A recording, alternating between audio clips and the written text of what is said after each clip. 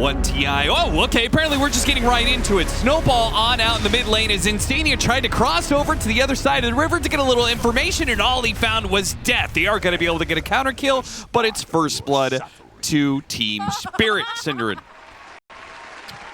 This is what I love to see. Can we just do this every game? 5v5 all mid. The whole game. Okay. Yeah, that's a mode.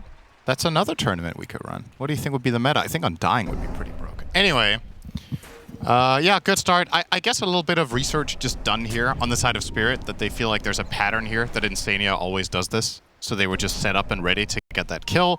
But at the same time, Liquid did have the backup to at least convert it to a 1-for-1. But still, Spirit should be happy to get that first blood bounty onto their Lion.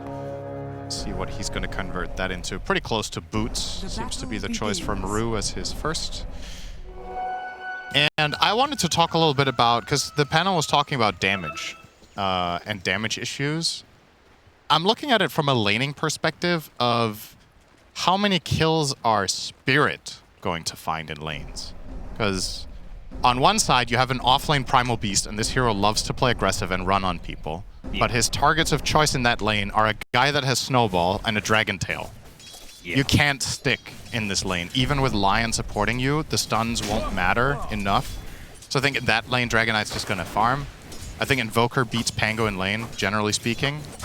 And then in the bottom lane, Luna plus Pugna versus a powerhouse of a lane in the Muerta Dawnbreaker. Yo, yeah, this is a scary lane. So I will say Decrepify is quite the wild card in that lane. It can really be a big help against the Dawnbreaker combo if you cast it well in Miposhka. But I feel like I want to say advantage Liquid in lanes.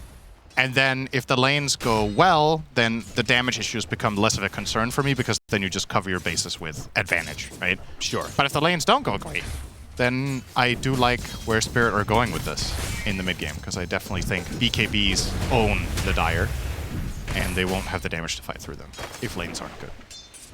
Yeah, we already see the Snowball put into effect. Pop Trample, and Insania just picked up himself and Mickey and rolled themselves away, so they took pretty much no damage that first initial use of it. And Nisha is indeed doing very well. He is doing good in CS, but he is harassing the hell out of Laurel. This lane gets way worse for Pango when Invoker hits level 3, which just happened. This extra point in Quas, Nisha can just constantly harass him, and obviously if he ever sees the opportunity for a snap into EMP combo, he's going to take it. It's also part of why that reason... Foxy dead? Oh, he did have stick charges to work with. They actually kind of baiting in Miposhka. Miposhka trying to get the final hit, but will not be able to do so. Nice bait. He dies beforehand. Now a Snowball onto Ryu. They are going to be trampled up a little bit here, but they get the kill. And you are proven right and right again, Synderen. I love when you highlight when I'm right, and then when I'm wrong, you don't make a big deal out of it. I feel like statistically it makes me look like I always know what I'm talking about, and I can appreciate that. I think that's what makes a good friend, you know? You're there for me through thick and thin. Through thick and thin, you always think I'm great. Yep. Definitely how I feel about you. Yes, that's so wonderful to hear. Thank you so much. I'm so happy you said that out loud on broadcast. Now we can use that as a clip in my stream. All right, bottom lane. We did see that kill just happen. The good news for the side of Spirit is that Luna seems to be doing well. This is a lane that Luna is one of the matchup against Dawnbreaker is really interesting. Oh, what's going on here? Okay. Something not good. Yeah, not the best. Luna is one of the better carries against Dawnbreaker in the sense that she has a reliable stun. So if you're ever going for the Starbreaker, Luna herself can interrupt it, but at the same time, Luna doesn't like when heroes come up nice and close, so that can make things a bit challenging as well as... Yeah. We do have a little bit of a server problem. The game is live. Yes, I got kicked out of the game as well. I did not, because I'm never wrong, so I'm still in. And there we are. All right. Weird. Nothing major happened. We just had a little bit of back and forth harassment in the bottom lane, and that's kind of it. That's such a weird issue. 2 out of 3 of us got kicked out, but not me. It did it's Valve's new behavior score check, as a matter of fact. Yeah. And both the Observer PC as well as you were unfortunately below 4K behavior score. What? Whereas I am sitting at a wonderful 4,120. so I was allowed to stay in. I'm sorry, what? You're not perfect? I'm at 12K. Okay. If I fluctuate, it's by like 150 to 200 because somebody reports me for playing bad. Yeah.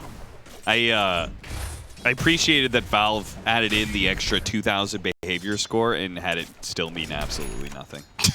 Yeah, it's a good system. It's like still in a system where it's positive. like, if you are not perfect, I question, you know, with some nice footwork here. what you're doing. Actually gonna put some serious pressure. Oh man, the calling hits so many times, and even with the Decrepify trying to dodge the damage there from the Dawnbreaker, she still burns away. That was actually such a sick setup from Boxy. Now And they're getting kills in top lane at the same time. Liquid are walking away with a huge laning phase win at this point. Yeah, so I wasn't expecting them to find this many kills. I was expecting them to find good farm and not die. But if they're also on top of that finding multiple kills, this is really, really good news for their lineup. Now, I think there's a decent amount of Spirits games where the lanes don't necessarily go fantastic, but they give Satanic a good game and he really pops off. Luna is the type of hero to do that on, of course. Yeah. But this is the problem. Can you maintain presence in the lane if the lane itself is failing and you're losing laning integrity? Liquid are gonna pounce on you non-stop, and this Quaswex Invoker, guess where he's going? He's not gonna stay mid for much longer. Yeah. He will be hungry to kill out on the map now that he's completely dominated Laurel. 32 and 14 against 20 and 4. It was just a matter of time before Invoker took this over. And the problem for Pango is he can't really respond at Invoker's pace because he's out of mana. He has to use mana to farm, and every time he uses mana to farm, he risks getting EMP'd. And now he might even risk dying, because Insania is setting up. Yeah, they could leave the Dragon Knight This is totally alone. This is such a good timing too. The Swashbuckle siege got wave. used. Oh Oh. my god, this is perfect. This is going to be a big kill, and the consequences after may be just as big. There's a gigantic wave coming in. The two supports are going to rotate and do manage to get the kill on Insania. Okay, this is actually, if they didn't bring both supports there, they might have lost half a tower. Yeah. So getting that kill and then having a bit of presence after to kill off the wave was very important there for Spirit to not bleed out completely. Still, 2,000 advantage from the early laning stage for Liquid is a very good look for them. And taking out Larlan, now forcing, here's the big deal. Not only did they kill him, he had to TP mid for experience. So now he can't respond to the next Invoker move. And Nisha knows this because he saw the TP in and obviously he's well aware of it. Caught a mid-shield crash, Oh and my still God. hit the EMP. Fully All burned. right. God, this lane is so miserable. If Nisha wants to TP to a side lane right now, he's just winning the fight. It's up to him whether he sees an opportunity that's worth it. Otherwise, he can just stand here and completely free farm against a helpless Pango. And it's not like you're going to gank the Invoker either. Who are you going to kill him with? Level 3 Lion? Nice dead shot. Hits Satanic, bumps back Maposhka with it. The hammer is going to go towards Satanic. Split focus here from Team Liquid. They'll get neither of these kills, but they will force a rotation out of Rue. That's all they wanted. The moment that TP came out, they just called off the play. They're happy with what they took. But the bigger play is yet to come. Nisha, with his first rotation here with the Ghost Walk, will be heading down to try to find Satanic. But Spirit are the first movers. Yeah, this is cool. Everybody go through the gate. Don't let the Invoker gank you. Dawnbreaker ultimate, though. This kill is not so easy. They immediately impale up, and Saberlight's the one perhaps in trouble here, but Isha TP's in. Saberlight's low. The hammer's low. Oh, they got him. Maposhka. Looks like he hit him with a blood grenade, I think. Got that kill in the end. Honestly, that was a sick goal from Nisha. He somehow managed to miss all 4 heroes with that tornado. Dire's top tower is under attack. The South American football commentators would have gone crazy for that one. Radiant's bottom tower is under attack. They could have used, oh, never mind. Somebody has a goal voice line, right? Yeah, there is one. Yeah, for sure. Dire's top It's such a tower is classic under when you attack.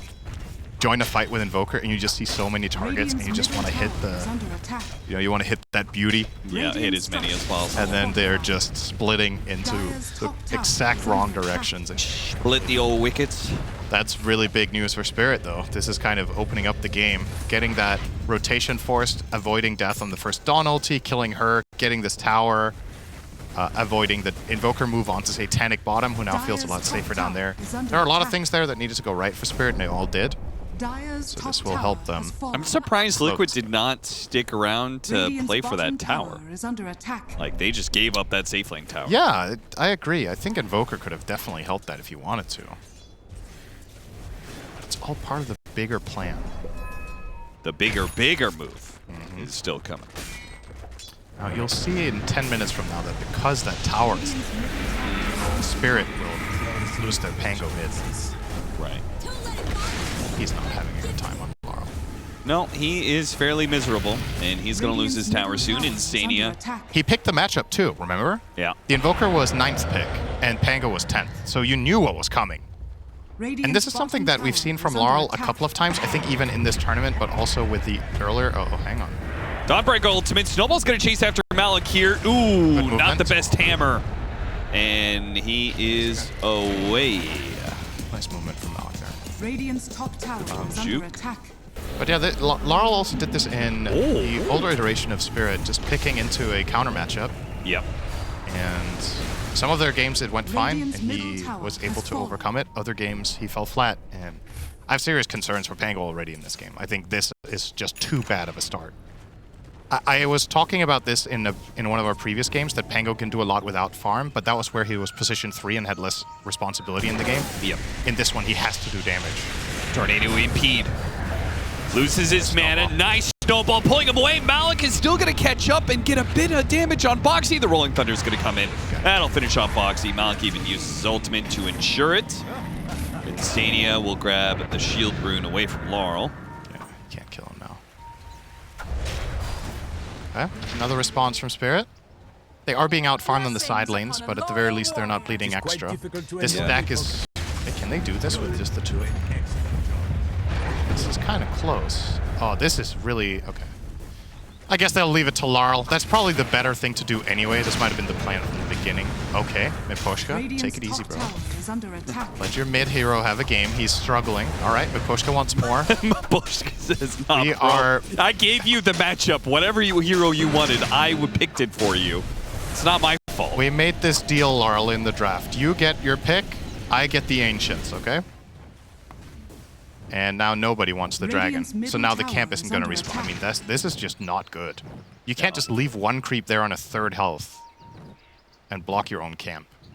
Radiant's bottom Right, not a tower fan. is under attack. Don't know if they're going to come back and clear that before 12 or something. I will keep an eye on it. Thank you.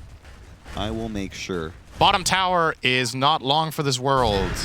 And Rue isn't either. Radiant structure. No. Rue is very, very Oh! dead. Dead shot misses, but that just means Mickey pops his dragon for him. And we'll see if they get any damage on this offlane tower. Here it comes. All right, good job. He's going to Dire's ulti middle the tower dragon. is under attack. Radiant's Send a bottom message. Grab him. has fallen. Grab that goofy-ass buck-tooth dragon. Now what he should do is not kill it here, but stack the camp instead of making it respawn. Now they don't get the stacking bonus. Come on, man. Lack of efficiency. Yep. Tell you what, Eternal Envy would have stacked that camp. Miposhka's dead. Will take a little while. Okay, Saberlight is out of here. He is going to the next bit of fighting, which is on Satanic. A snowball in from behind. Satanic, a beautiful stun. Maybe with the Eclipse, they can actually trade out some heroes because he's certainly dead. Malik is still trying to crawl back away. Oh no, the Ice Wall slowed him down. And a dead shot pushed him right back into that wall. Rue diving behind the tier 2 tower. Mickey is going to chase him down. He tanks up the tower shots for his team to do all the diving. Triple kill for Mickey in the end. You know, the panel were talking about the Dragon Knight getting Blink, and he did not wait. He got it very first item after Treads. We've seen some carry Dragon Knights go for a little bit of a build-up before Blink. Mickey wants to put the pressure. He wants to play Invoker's game. He wants to play Dawn's game. And this is a major payoff. Finding these kills. You know what? We've talked about this with Dawnbreaker. We're both fans of that hero. We love playing it. Yep. Playing with a team that really wants to play aggressive is so nice. Oh, yeah. When you have multiple Oh, setups... he's stuck. He's not getting bumped down to the low ground. He is stuck up here on the high ground and gives away his killing streak to Satanic. Satanic just died and then just got the gold right back into his pocket. Begs the question what Nisha was trying to accomplish there. I mean, surely he wasn't expecting the sentry when he was ghost walking up, but I guess he was trying to kill Satanic, maybe? Not sure where he had the read from that Satanic was half health, though. I think that was probably after he initiated, but we didn't get to catch that with the replay. But yeah, this mid tower's gone. Denied Insania. There's no reason to wait. They're going to blast it one more time, unless you're baiting the pug now. Dire's middle tower. Still Angle, baiting it, however. though. Dragon Tail into Sunstrike. Snowball hit. The dead that's dot a good lands dead shot. again. Beautiful. Boxy has only missed one of those, I think, so far. Yeah, and then immediately ulting to kill through Decrep. Very, very nice. Saberlight. It's probably fine. Yeah, hammer slow is enough. Yeah. Now, the other way we go. They know Satanic is clearing through stacks right now, but Team Spirit, this is kind of their MO right now. It's very much a 4-protect-1 team. I liked Ruse dancing on the stairs like he was Joker. Standing there. Liquid didn't fall for it, though. He'll back off. That was a nice toggling of vision that we saw there. I think a lot of the time it's hard to appreciate just how difficult that situation is for Liquid until you toggle the vision, and you really understand just how little they had access to. Nice move here. Easily be a kill for Rue. Cinder giving props to the players and production. First finger death of the... Oh, actually second. I thought that was his first finger death. What was the other finger he used? Radiant's Probably his bottom index. tower is under attack. Good one. You sounded so disgusted. I don't know what I don't know why I expected more. I'm gonna try and get that reaction out of you more often. Yeah, it's Disgusted Cinderin. It's addictive, isn't it? Shannon does it twice a game. It's very. I think he's like. That's what keeps him going. This is a good reaction, by the way. I think when you die, when you get ganked, just instantly having a sip. Just get that refreshment in while You're playing a drinking game. There's not much time to drink while you play Dota. This game takes 99% of your brain activity. So. I can't tell how serious it's Make being it. right now. That's good. Boxy. Okay, going on the Pugna this time. Barrels in. Pugna is not going to die quickly, but nor is Boxy. Eventually goes down to the Eclipses. So does Maposhka. Rolling Thunder hits Nisha, and the Eclipse bounces too, but they trade out for Malik. It's a 1-for-1 all the way across, but now it's a third. Pango goes down. They chase after the Lion. Liquid just have more staying power in the fight. Mike is owning this game. This hero has paid off big time. They didn't even pick it that late in their draft. I think what they just identified was with the Primal Beast pick, I believe it's only been Malik playing it so far for Spirit. Yep. So he knows that lane matchup is good for him, and he knows that it's also a good matchup in the game. Because Dragon Knight is one of the few heroes that Primal really can't kill at any point in the game. Yeah, I don't think this is what happened right after that fight, but if it is, I want to give massive props to Miposhka if that was actually chronological. That would be pretty funny. But yeah, the DK has paid off. He's got Mage Slayer now, so he's mitigating a ton of the damage from the spells. If he even gets a swing in on the Luna, for example, just the reduction in beam and eclipse damage is really valuable as well. It goes without saying against a lot of the other heroes. This is just a great item for the carry dragon. How do you read this? Like, meta difference, right? We just watched Falcons, and we talked about Skeeter played in that game kind of like as a 2.5 or something like that, right? And then we have Liquid, who, with McGay picking up the pass. Blink Dagger, Nisha gets picked off here, blown up. Another finger. That one was the little finger. Let's see if you know all of the fingers by heart. Okay. It's really not that hard. There's 3 left. There's the ring finger. No, you can't say it until you use it. There's the thumb. And then there's this finger, Cinderin. Oh! Long John Silver.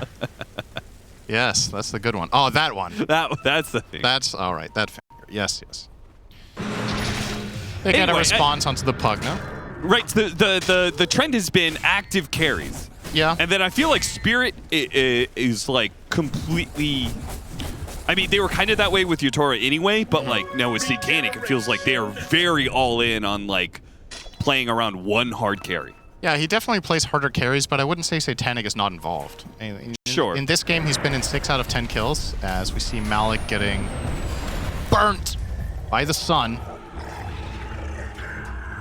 I guess my question is, do you feel like this setup from Spirit is right for what the meta is in Dota? Or do you think there is room for these different setups in that regard? The way Falcons stun on the Lion. Got to deal with that nether ward first. Boxy needs the help. They're going to ignore Boxy's help. Nice on Got him on the Sunstrike. Rue is not getting out of here alive. so they still trade out supports. Yeah, clean hit. I think there's room for both, to be honest. I think it's... Dire are scanning. Either style requires the appropriate execution. So if you're playing Liquid's lineup, Dragon Knight is a bit of a special case because he also farms fast. So this hero can do both, but I think as an archetype strategy of being more involved with the carry, oftentimes you will build your lineup a little bit different. In the case of Falcons, we were talking about it in a Sven game, and they didn't pick Sven to be super active. It was by necessity, and it failed, right? But yeah, I definitely think both styles are completely viable of having a more active and less farm-intensive carry, but then you also need to be careful that your lineup doesn't scale too little. No. So I guess I just like that there are team identities now, yeah, where it felt like there was definitely things were getting... at some point, you know, last year, year before that, it felt like things were all trending in one direction. But now it feels like there's a little bit more of identity with, like, you know, 4 Protect 1 of Team Spirit.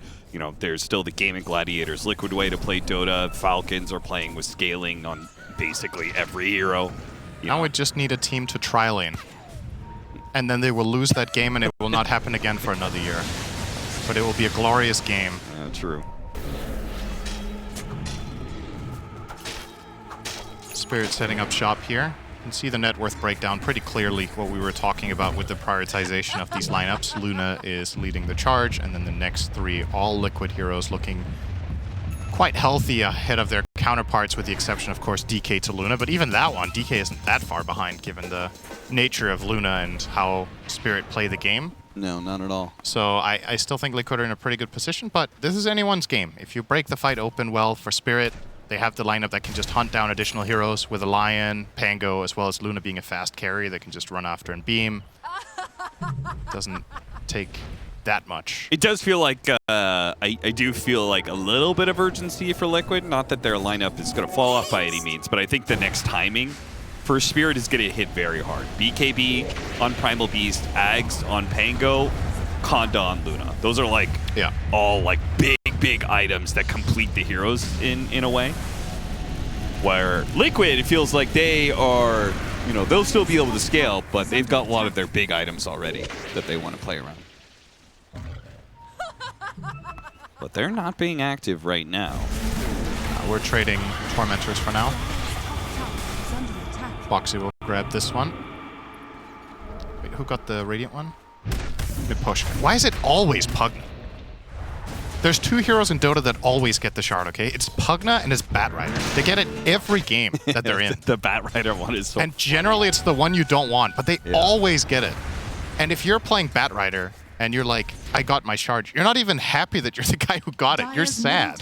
You'd rather have lower net worth and give it to a teammate. I didn't know the Pierce the Veil shard applied retroactively. That's cool. Is under attack. Never realized that before. I think I want to say it always did that, but I'm actually not sure. It probably did. It might have been a buff that Muerta got at some point. So 2% spell amp every time she kills a hero while Pierce the Veil is active, or they die close to her, so that's been 6 out of Boxy's. Boxy's been a whopping 15 kills this game. Alright, tag team time. Let's kill Roche, and Aegis probably going on to mid-game, I guess? Could have put it on Nisha too. Dragon Knight's one of those awkward heroes sometimes to have Aegis on because you don't keep your transformation, but... The new Dragon Knight is better with Aegis than the old one. True. And not only the hero itself with the cleave, but also the fact that the new Dragon Knight also gets built different, so his second life has more value than a blink BKB, and then your second life's just like, you know, you have a stun. Looks like Spirit want to fight around this high ground vision that they have. Not gonna get it though. Liquid already left. Yeah, Nisha's pushed out the mid wave, so. You are too late, Executus. Sorry. Hey, you never need to apologize for That's nice. You're so nice. It's kind of in contrast to that Reddit thread from some years ago where people said you were being really mean to me. You've really grown as a person. I think that's what's nice about this tournament is that you've really, more so than anyone else in this tournament, you have really grown as a person. You used to be such an ass, and now you're just so nice. Oh, okay, good to crap. Chain stun coming in. Malik, Yeah. as much as you try, Maposhka. This is going to cost No them more. saving him. Dragon There Knight. one running into Rolling Thunder, but BKB is still out from Saberlight, and there's... I feel like Mickey wants to still look. Yeah, okay, good reaction. I think he is just going to cut the wave on Pango. So if they don't get anything else out of this, Top tower is they actually have to leave. There's no creep wave. Good call. Yeah, nice escape there as well from the side of... okay, that was backwards. Nice escape from the Spirit supports. The Lion blinked away from the Dragon Knight initiation, and Maposhka Glimmer dodged the Dragon Tail, so neither of them got caught. They get the reset out, and yeah, losing Malik there isn't great, but Satanic was free farming in the meantime, and now we're starting to see more of a meaningful gap. Just a moment ago it was 1,500 to DK, now it's 35. They've gotten a number of pickoffs on Nisha, and they're going to get another one here. The punishment is going to come from Liquid, though. They already got one support. They're going to go for the other. He's dead. And if they get Satanic out of it, it would be massive. BKB turnaround with the Eclipse. Boxy almost dying the Eclipse. Mickey's going down fast, too. Oh, Satanic is just tearing him up. Mount gets the grab on his Saberlight. Snowball comes through, trying to stop that one. And it looks like they're just going to run out. They had the Aegis on Mickey, after all. Couldn't keep that damage going forever. Not a bad trade-off, though, for Spirit all in all, if Malik's Not over yet. Yeah, he's not. I actually think Spirit or Liquid are pretty happy with this, because this way they get to realize the value of their Aegis. If this fight doesn't break out, the Aegis probably just ends up expiring, but now you kill the big guy in the Luna. Yeah, and sure you traded away Invoker, and that might not look that great, but even if the net total is 1,000 win for you, it's more about just pulling the brakes on Luna's progression. Sure. Dragon Knight has just closed the gap by over 1,000 with that one fight, and he's closing in on a big item coming up soon. The BKB is only 300 away, and then the Aegis will not matter so much anymore, because then Mega can just get in there and just tank all of them instead. They do have BKB on the Primal Beast and the Ags on the Pango, and they also have Conda on the Luna. So this was big timing in theory. This was the window that I thought Team Spirit was going to get strong. We'll see if it actually proves to be the case. Without the BKB, they just crushed that fight, right? Yeah. Or the Aegis, sorry. Radiant's So, top tower but now is there's the BKB instead, but that absolutely could have gone well for them without that second life on the DK. And I guess for the side of Spirit, it's actually almost ideal that Primal is the one getting jumped. You just need the protection to be close by. If Pugna can insta-Glimmer decrep you, Liquid might waste some of their initiation power, and then you can turn around your BKB on Primal and get out all of your spells. But now another BKB for Liquid, so 2 arriving simultaneously, and the Blink on Insania. Talk about a defensive upgrade. The save will be more reliable from him now, and these 2 heroes can protect themselves. So very much a nice situation for both teams, really. Can't help but feel like Liquid might be getting a little bit more out of this. These BKBs are very, very important. Satanic will get the Nemesis Curse, so way more damage coming out from him, but will also be more vulnerable. Always comes at a price. Miposhka. Oh, he's walking up the Ghost Walk. They have a sentry there, but they didn't have one with their high ground ward. Oh, Miposhka. Oh, man. It's a good pickoff, too. Maposhka slammed down. Dawnbreaker's going to be stunned up underneath the Tier 2 tower. Satanic tries to do what he can. Won't be able to kill, but he might be able to help get the kill on Nisha, who got his BKB off. Oh, knock up in the air. Insania went in straight for Satanic. The physical damage is a little scary there. Satanic has to back away. Nice Lucent Beam Conda hit. Malik gets back to the base, though. They can't keep this going with Satanic being so low. But the fight, if nobody else dies... Still advantage Liquid. Yeah. Could have been better, could have been worse. Satanic still Oh, nice Earth Spike. Holy! What a stun from Rue! Hits a little Ravage on Liquid and almost kills all of them here. They just need to be able to keep hitting these Lucent Beams. Satanic, they've got the high ground vision. They know he's somewhere around here. They spot the Dragon Knight, get the grab on him. Wait, did he? What happened there? Did he blink into them? I think so. Yeah, It looked where like did he was. go? It looked like he was north of them, and then suddenly I saw him being pulverized next to them. It looked super weird to me. Because I think if he had blink and just blinked up, he would have been fine. I'm gonna just pay close attention to DK here. Maybe I just misread the situation entirely. Oh my god, he blinked. Oh man. That is actually just really unfortunate that Malik randomly is there looking for Nisha. But at the same time, you could have probably expected that because Nisha was just there. Yeah. That they would probably go there. Yeah, if he would have blinked north, that would have been... That's actually such a big kill to just find there for Spirit. We could see the power. I mean, obviously the Earth Spike was massive, but those Lucent Beams with the Conda, with the level 20 talent, he's also got a Nemesis Curse. Like, it's dangerous out there. If you let this Luna get more than, 2 Lucent Beams in a team fight.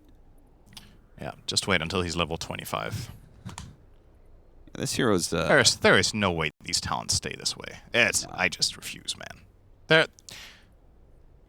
In the green room, Fogged and I like to have our talks about Dota, where we're both bitter old men who are like, this is not the game we played. Back in our day, we didn't used to do 4,000 damage with 1 Lucent Beam. It was a little stun nuke. Yeah. And there's like at least a handful of heroes and things right now in the game that we think are quite broken. And, obviously a lot of the teams agree with some of the assessments. At least nice pick here onto Laurel. But yeah, Luna's talent combination of 20 plus 25 is something. I'll tell you that much. I always laugh when Fogg's like, what is this shit?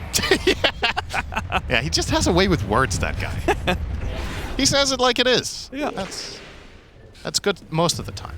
I just need to hear him say that in the cast. Oh, yeah. Doesn't he? Does he not say it like it is? I think he does, but are there not two Foggeds? Is the guy I'm middle talking to in the tower green is room a under different attack. guy? Maybe it is. Radiant's Yeah, I bottom mean, tower have you is ever under seen In the attack. green room, you're really piece of shit. Have you ever seen... Be On careful cast, with spreading rumors like that. People might just believe it. Have you ever seen Fogged and Fogged in a room together? No? I haven't. Yeah, see? Wait. That's kind of... Okay. Anyway, Miposhka is probably dead here. Wait, they didn't see him, actually. I was very close to having daytime vision. Malik, though, they do see he'll get out. Oh, Willie. Interrupted. Knock him up in the air with the punch. So many stuns. Malik is saved by the Decrepify. He's making a run for it. Tornado doesn't land. Pops his BKB. That is so... That beam did 900 damage to Boxy, and he cast it on the Dragon Knight. Yeah. Okay? All right. Yeah. I just wanted to put that up. It's not okay. It's not. Wait, did he actually cast it on DK? It was on DK, right? It wasn't on the Muerto. Yeah, I saw it hit the DK. Yeah, me too. Did Boxy have a little bit of damage on him before I you? think it was full health. He just got hit by both Lucent Beams, and they just bounced between him and the DK. It's just the bouncing glaives, because it fires 2 glaives, right? Yeah. I think they both just bounce between the 2 of them. And then obviously when he gets the 25 talent, then the beam hits an additional target. And then there's 4 bouncing There's glaives. 4 bouncing. Dire's Fun. middle tower That's is a lot of under glaives. attack. It basically means late game when Luna is 25, if you hit 2 heroes with beam, they can just die next to each other. Yeah, Boxy was full HP. All right, we're going to see the replay here. By the way, this was a nice escape. Dodging the NATO here is not that important because he could have just BKB'd, but the... Like, if he was the one Lucent Beams, he would die. It could have been close, at It least. could have been close. I mean, because he would take the Lucent Beam and Yeah. the Conda Radiant's top damage. tower is Yeah. under attack. It's wild. But yeah, they did a good job getting Malik out of there. Obviously, he has the primal, he has the Dispel on Uproar, and then they also have the Whip Radiant's on top Miposhka, tower so is under attack. removing the slow and then just speeding him up to haste will be a good recipe for getting out.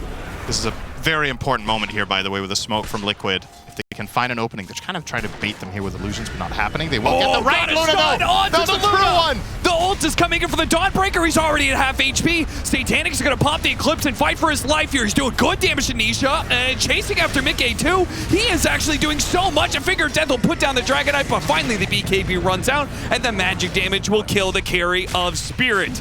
And usually for Spirit, that means where it all falls apart. Or all collapses, perhaps. Laurel does manage to come in, hits the shield crash. Nisha back into play with his buyback will help clean up this fight as they chase down Malik and now roll after Miposhka. So Liquid, they are the winners of this team fight in the end. Oh. Miposhka, oh, he almost got him, so man. close. So, But not quite. damn close. Either way, they win the fight, and they'll take the Roshan. Again, largely off a buyback of Nisha, where they're able to clean the rest of that fight up. Damn it, Poshka did second most damage in that fight. I'm not surprised. He did 4.4k on that 5 Pugna. Yeah, I guess he did have quite a lot of it afterwards on that drain, but still. Nice. I mean, how different would that fight have been if it doesn't like start with Satanic being half HP and a lot of his BKB wasted? Yeah. I mean, really heads-up play from Liquid to find the jump onto him as well. Oh yeah. In the middle of these fake illusions and everything that he was sending out to scout, Mickey had zero hesitation. He was sure it was the right one, and just went for it straight away. That will net them the Aegis. Putting that on Tanisha, who used his buyback to make sure that he has 2 lives in the upcoming fight. He will now start working on the Lincoln Sphere that I wonder if it's going to be used more on him or on the DK, to be honest. Because I guess if Nisha has Aegis, I think he would rather use the Lincolns on the DK. But if he doesn't have it, he needs it to protect himself from primarily the Primal. There's a Tormentor here. Nisha, or excuse me, Insania will get these shards. So another nice upgrade for them. And on the other side, it went to Malik for the Rock Throw. Nice. Love that talent. Love that shard. Yep. Alacrity, damage, and speed for the level 20 talent for the Invoker. So this Dragon Knight is going to be mega beefed up. Yep. If he gets MKB, like it seems like a lot of these carry fights between the Luna and Dragon Knight are kind of going the Luna's way, but that MKB is going to be a pretty massive swing of things if he's Alacrity up as well. It's going to overlap with Satanic buying himself, though. It's only 1,000 away. If even. Not even. 400 away from getting that. And he almost has 25 as well. So I think in this head-to-head, Luna versus Dragon Knight, I don't think Dragon Knight stands a chance, actually. When Luna hits 25, if DK is next to anything, these beams are just going to body them, and he will have the Satanic to heal up through the initial burst with Invoker. Right. So I think the challenge for Liquid now against Satanic is once he completes this item, they have to 100 to 0 him or the damage is wasted. Last fight, like you said, they open on him, they got him to half, and that was really valuable. That's not going to cut it now. You got to finish the job. And the panel was talking about this damage issues potentially for Liquid. They're still looking good in terms of the net worth, but got to be very, very careful with how you approach this coming fight. Oh, and pushing high ground is so dangerous. Level 25 for the Luna. Yeah. So make sure 1 hero hits, not 2. Don't stack. Do not stack. Oh my god, he's going to get an Arcane Rune. Oh boy. Lucent Beam every 4.5 seconds. With the Scouting Sunstrike, he could become the target here with Insania. Oh god, the initiation! A huge turn from what happened last team fight. A Tusk is already dead, and they're going to chase after Nisha. Nisha gets bumped again. Saberlight's going in for the kill on Maposhka. Glimmer Cape protects Maposhka. He's good. Saberlight's not going to get the pick off there. Dawnbreaker ultimate with a buyback coming in from Insania. They're trying to catch heroes, but they're not getting anything. Team Spirit are backing out cleanly, and now they're the ones with the advantage, and they know it too. Yeah, both teams have vision here, but yeah, they will just retreat on the side of Liquid. That's a nice hit and run, though. They get rid of the Aegis, and they force a buyback, and it costs them nothing. So they could go for it again. Just the Pango ulti is such a short cooldown that it's not that meaningful. 30 seconds to go until he has it once more.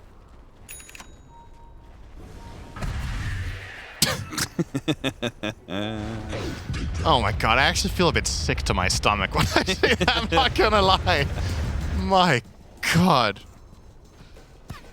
Yeah, this hero is rated high for a reason. Nisha. They spot the Luna in the bottom lane, so all these heroes are without their carry.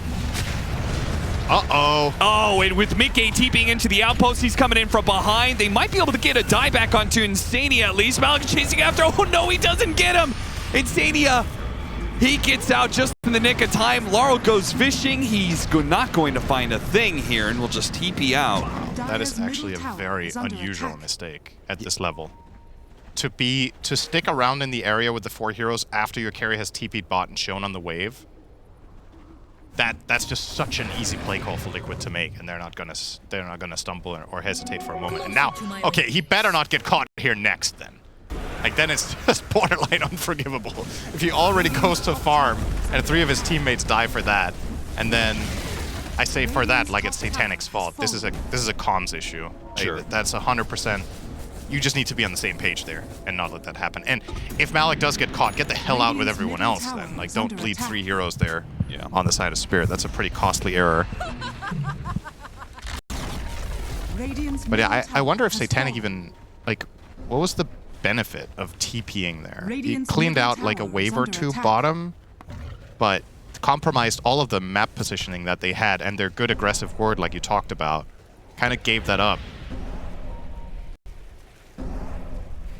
And it needs to be a team decision to just flat out evacuate the area and just be like, all right, this play's over, we're doing something else next. Yeah.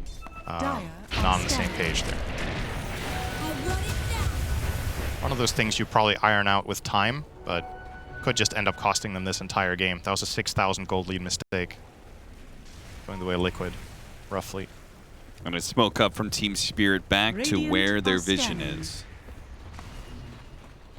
Not going to find much initially off that ward, but if they keep going to the corner hard camp, it's often where you find Dawn. Often farmed. Nice play from Saberlight. Saberlight blinks back into his base. Yeah, recognizing the threat. Liquid have really good wards, so he can put the pieces together here. There's nobody bottom. They have a deep wave pushed into enemy base, and they have a ward down there. They have a ward close to the enemy triangle, and they have one in their own jungle. Okay, level 25 on the Dragon Knight and Satanic, so he's got even more armor, and he has this extra life. Does this swing the matchup for you? The Dragon Knight and the Luna that we were talking about before? I mean, Dragon Knight can definitely survive the Luna for quite a bit if they're just standing there hitting each other. But I know who I have my money on doing more damage. Oh, man. Team Spirit, it's easy to forget this. Every single time it's going to turn daytime, you got to be inside your base, basically. Yep. Clear vision for Liquid. They find a pick off on Maposhka as a result. What do you think about that, Nate? Guess I'm kind of okay with it. A kill on another support. They're on the hunt here. Okay, 2 kills on supports.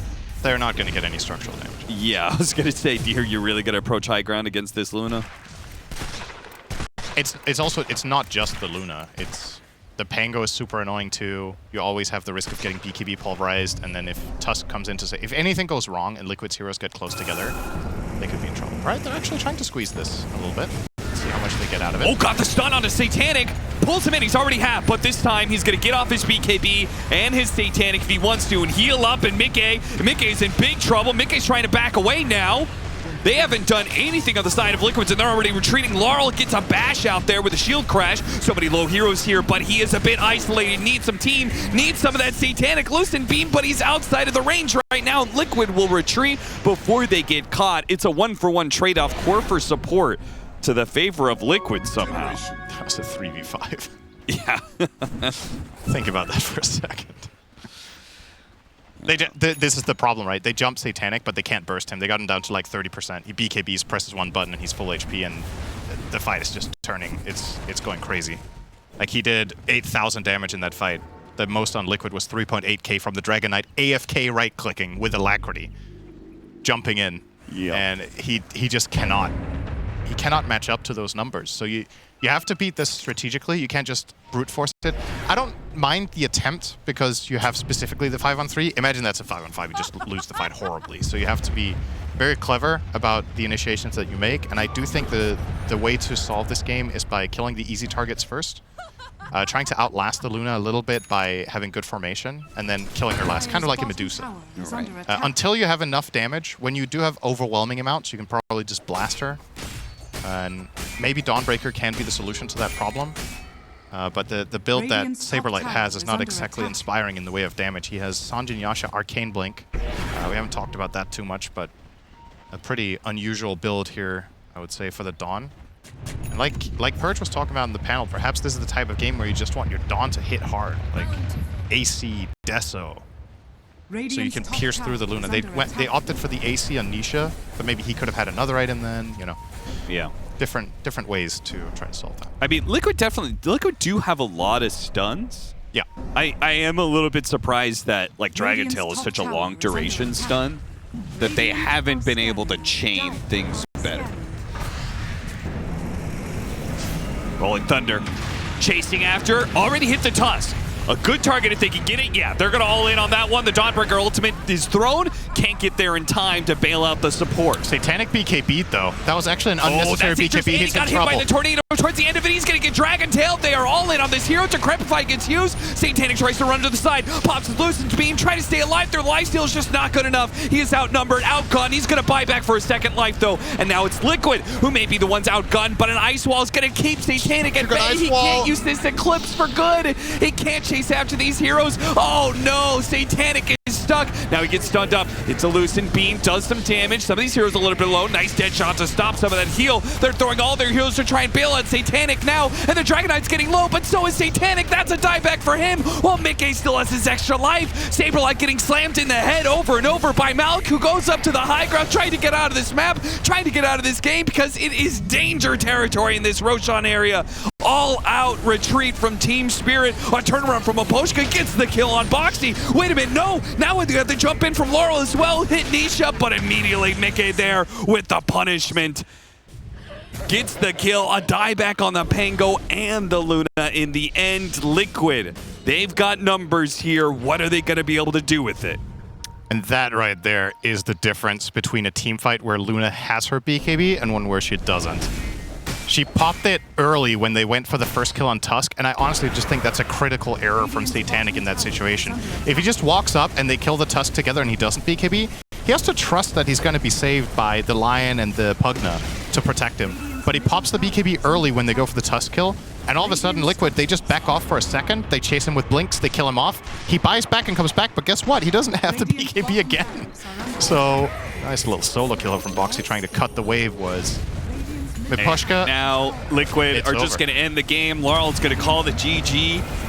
I 100% agree with you. Satanic, he has had great performances. There's a lot of hype around this guy because of how young he is and how he's already risen to the top echelon of carries, but that's a Techies joke. Techies joke, yeah.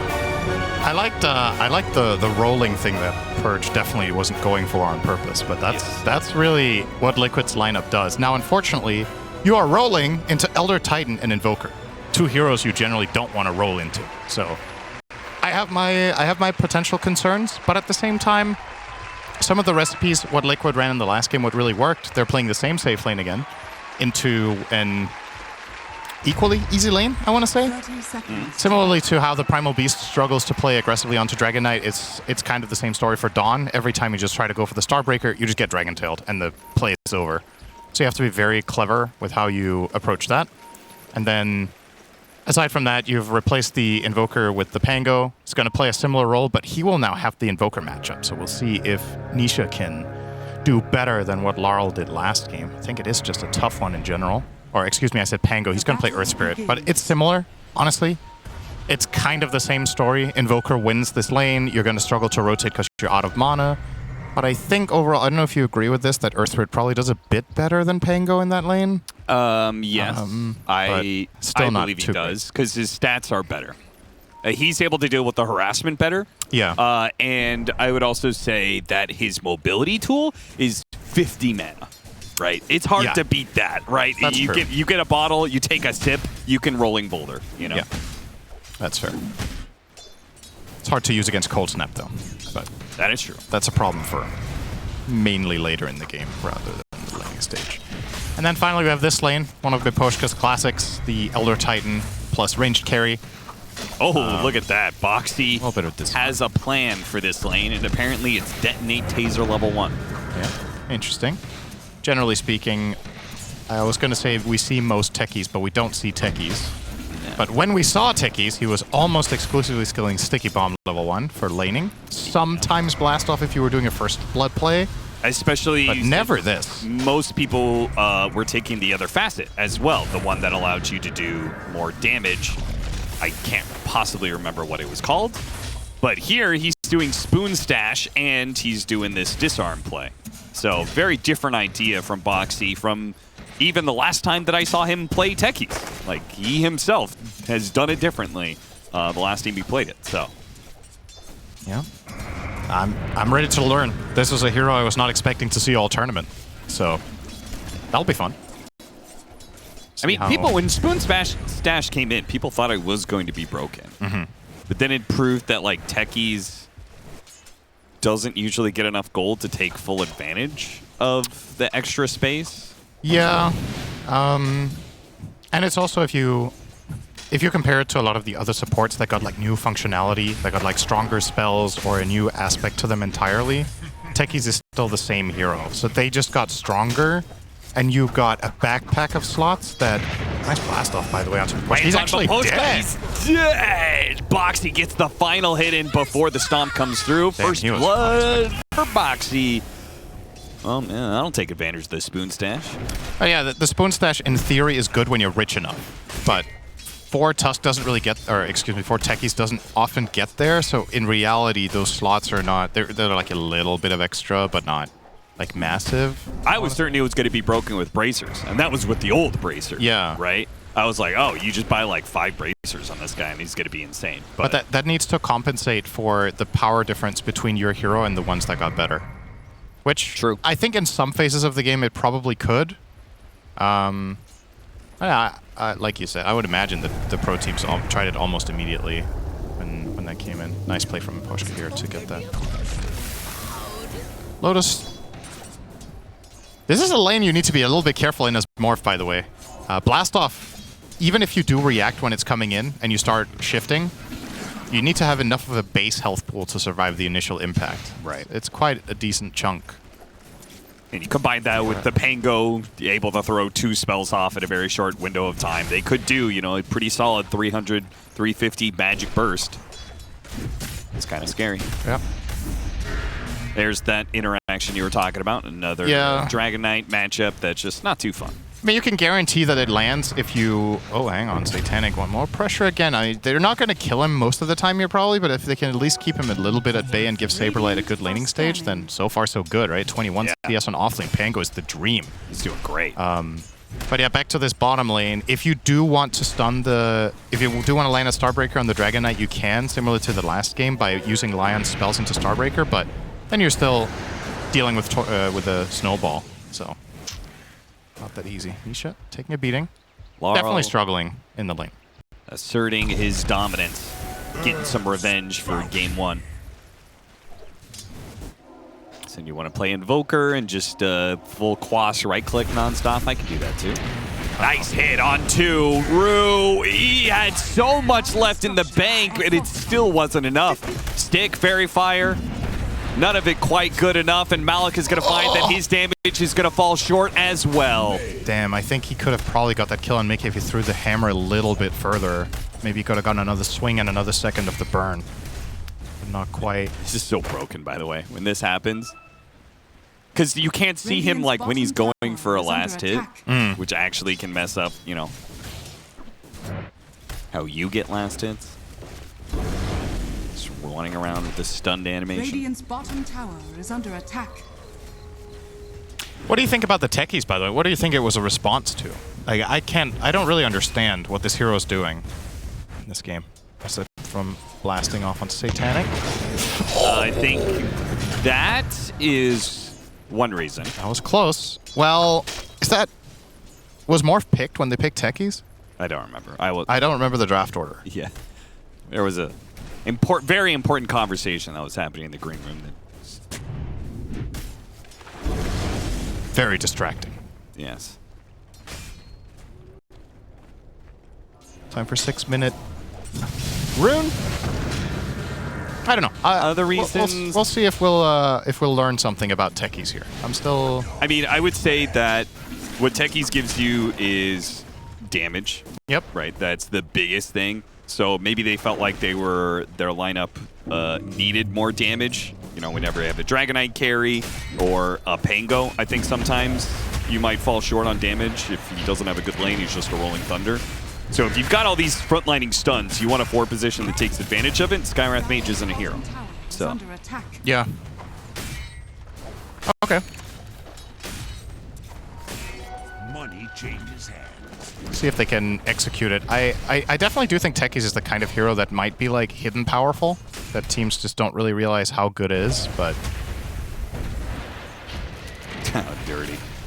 Yeah, nice combo.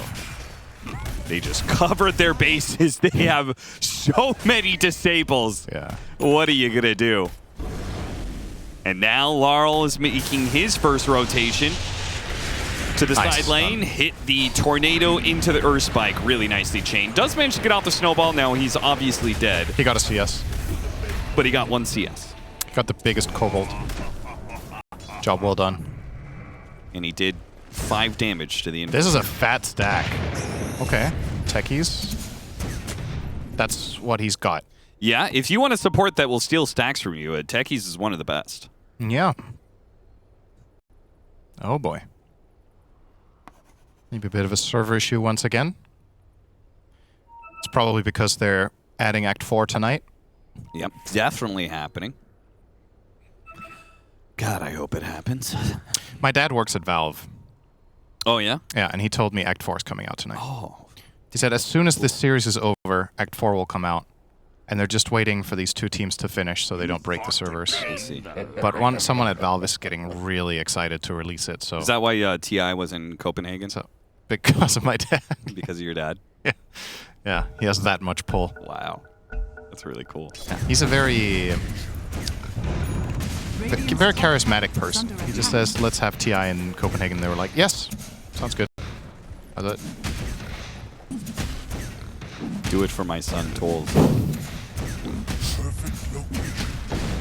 they get the stack. It took a while, It but really did. it does give Nisha a game now. And he's going to dig up a water rune, which is always nice.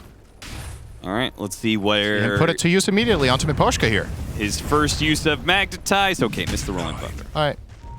Rolling blunder. That could be both heroes. That could be both Earth Spirit and the Pango. That's true. It works for snowball it as works well. for both Boulder and Thunder. Rolling blunder. I like that. All right, Mickey. Stop being drunk. Is this gonna stop if he dies? It is, right? Yeah, it resets once you... I don't know if this is for everyone in the server, by the way. If it looks the same for his Spirit, because I think sometimes it's a little bit. It can be a plant side, I think. Well, it's that way for Now he's me, that's good. so... Imagine if it was the same when he's a dragon, sliding around with his wings down the side. Here comes the Dawnbreaker. Hit the stun on the toss, but they want the Good kill. The blast off. interception with the blast off. Is this going to be enough? Nisha kicks away the Dawnbreaker. He's trying to crawl away, but the cold snap is being a nuisance, and he will eventually die. Saberlight's still in the middle of this. He's killed the Lion, and Malik is low. They can go for that kill. Hits him with the Swashbuckle, and yeah, Insania's on the other side of things. Double kill for Saberlight, and the vision of Laurel. Do they continue to have vision of a beautiful tornado? EMP is going to burn out some of Boxy's mana, but they still have plenty other. Stomp on 2. Laurel goes for a TP. Wait. He's out. Nice. He is away. Nice stomp from a post and a heads up TP from Laurel. A lot of nice individual Radiant's plays top there. tower is under But I think the attack. most important thing in all of that is that Morphling is just getting big Dire's in the middle meantime. tower is under attack. This is, we've seen Satanic. We talked about Satanic on hyper carries. This is definitely the type of hero that can just win this game. Is this So, Liquid. Dire's middle is tower is this under a game that Morphling can just 1v5? I mean, I never really liked that term, to be honest. Say yes or no, Cinderin. Don't. No. There's never a 1v5 ever. But you know what I mean, right? I know what you like. mean. Is it a good mean, Morphling game? It is if you're ahead on items. I think if it's an even game, the Radiant lineup actually has Radiant's decent bottom tools. They have tower Mana is Burn from under Pango, attack. I'm assuming. Yeah, he already committed for it, actually. So they have Mana Burn from the Pango. They're going to have Chain Stuns. They have multiple... They have a Silence. A lot of stuns, a Silence, and a Mana Burn is generally never an S-tier Morphling game. But the core-to-core matchup against Dragon Knight is very good. Okay. So...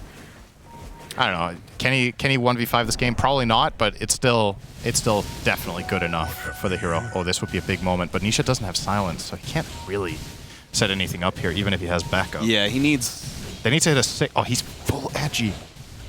Oh god. They might actually be able to kill him with a swash and a kick simultaneously here. If he rolls onto him. Oh, this would be such an ugly kill. kick swashbuckle. he's- Oh, he morphed into strength a little bit, but he's still very low. The Rolling Thunder from behind. No, he just wait for it to wait. They're still going to chase after him. He got the rolling. He got strength morph. It's done. It's done. Oh, it's bad. It's real bad. Two-man stun. Tornado follows it up. Another two. Dawnbreaker right in the middle of it, slamming down on both supports. Oh, they thought they had something good there, and it was rotten. What did he react on? What caused the waveform? Dire's middle Wasn't tower is Nisha under invis and then wait, what? This This is his vision. Did he what? Did he hear the rolling thunder? Maybe. Like I don't know if any of these sounds play in fog, but like from that POV, can we have it again, please? I genuinely think he saw nothing. I mean, didn't he see Saberlight walking? Did he? Maybe he didn't. I mean, maybe he saw Saberlight leave the lane and just made the assumption that he's there, right? Yeah. But this is his current vision. Jeez. Dude, that is inhuman reaction. So it's not a reaction play. So he either has the read or it's just lucky timing that he wanted to get out of the camp anyway.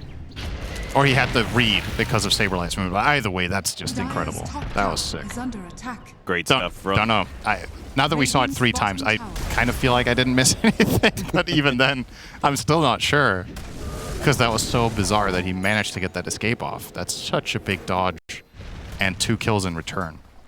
Clutch move for a player who had a bit of a Dire's slip top up at the tower end of is under game attack. 1. So good to see that he's not too shook by that. There goes your mana. EMP is so disgusting. That's why everybody loves to play Invoker. It's to inflict misery.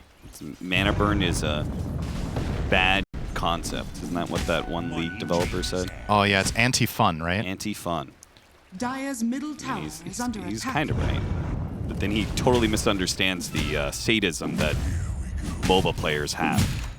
It's not about me having fun. It's about making sure somebody else doesn't have fun. If you miss Mana Leak and you know it, clap your hands. Oh God, Mana Leak was so... I love that spell. I bet you Hell did. yeah. Give me back Mana Leak. Oh, I always thought you were such a nice person, Cinder, but now I know you're a sick freak. What do you think about Mana Drain? When that was really OP with the shard and people were going 1-1-4? Yeah, that wasn't a good time. No? I don't know, man. I think it's fine.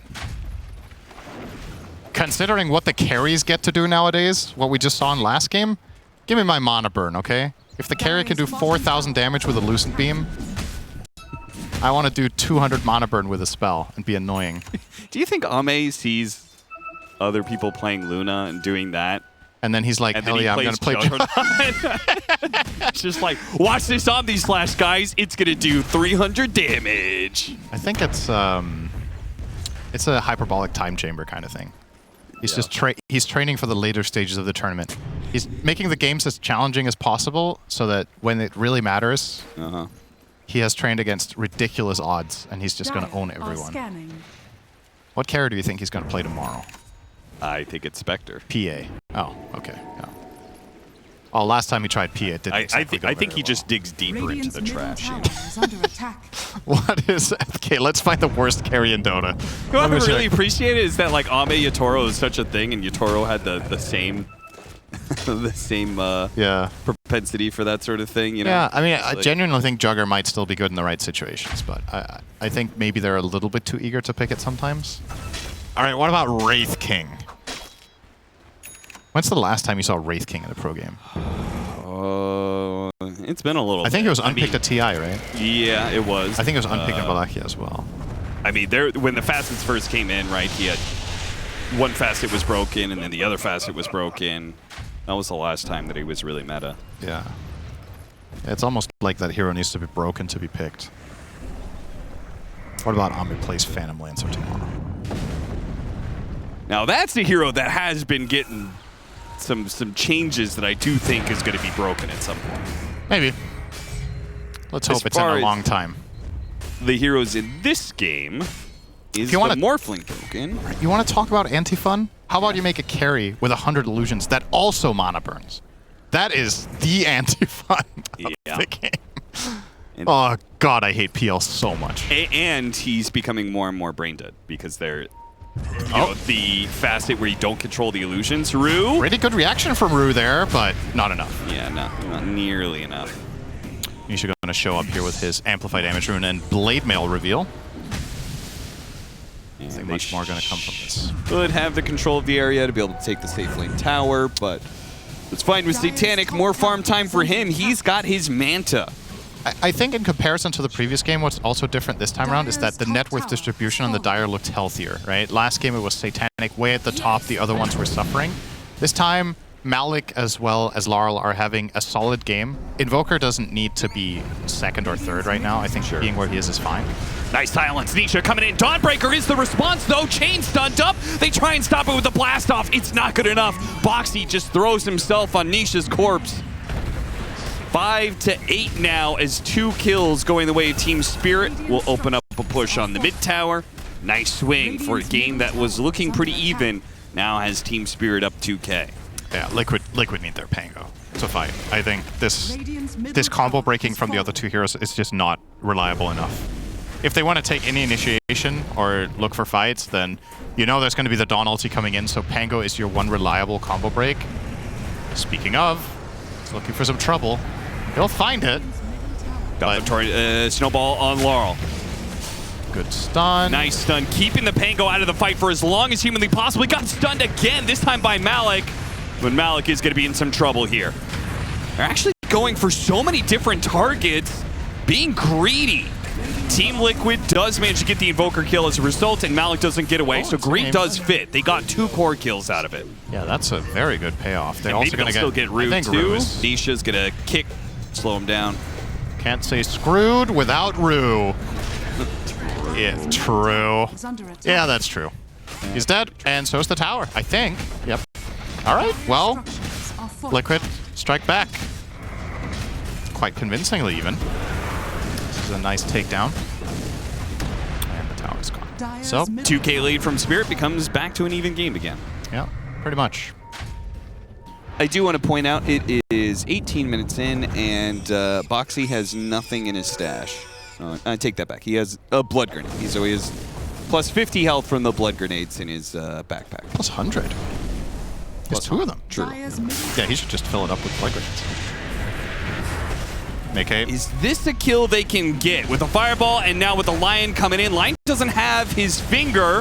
Nisha hits the back line, gets a really good magnetize. They may have killed the Dragonite, but it is not looking good for the rest of this fight. The magnetize does actually wear out there. Nisha wasn't able to reset it due to the stomp coming in, and they turn around, quickly kill the Tusk. The Roland finishes off the Invoker, plant a bunch of mines. Satanic is in the middle of this.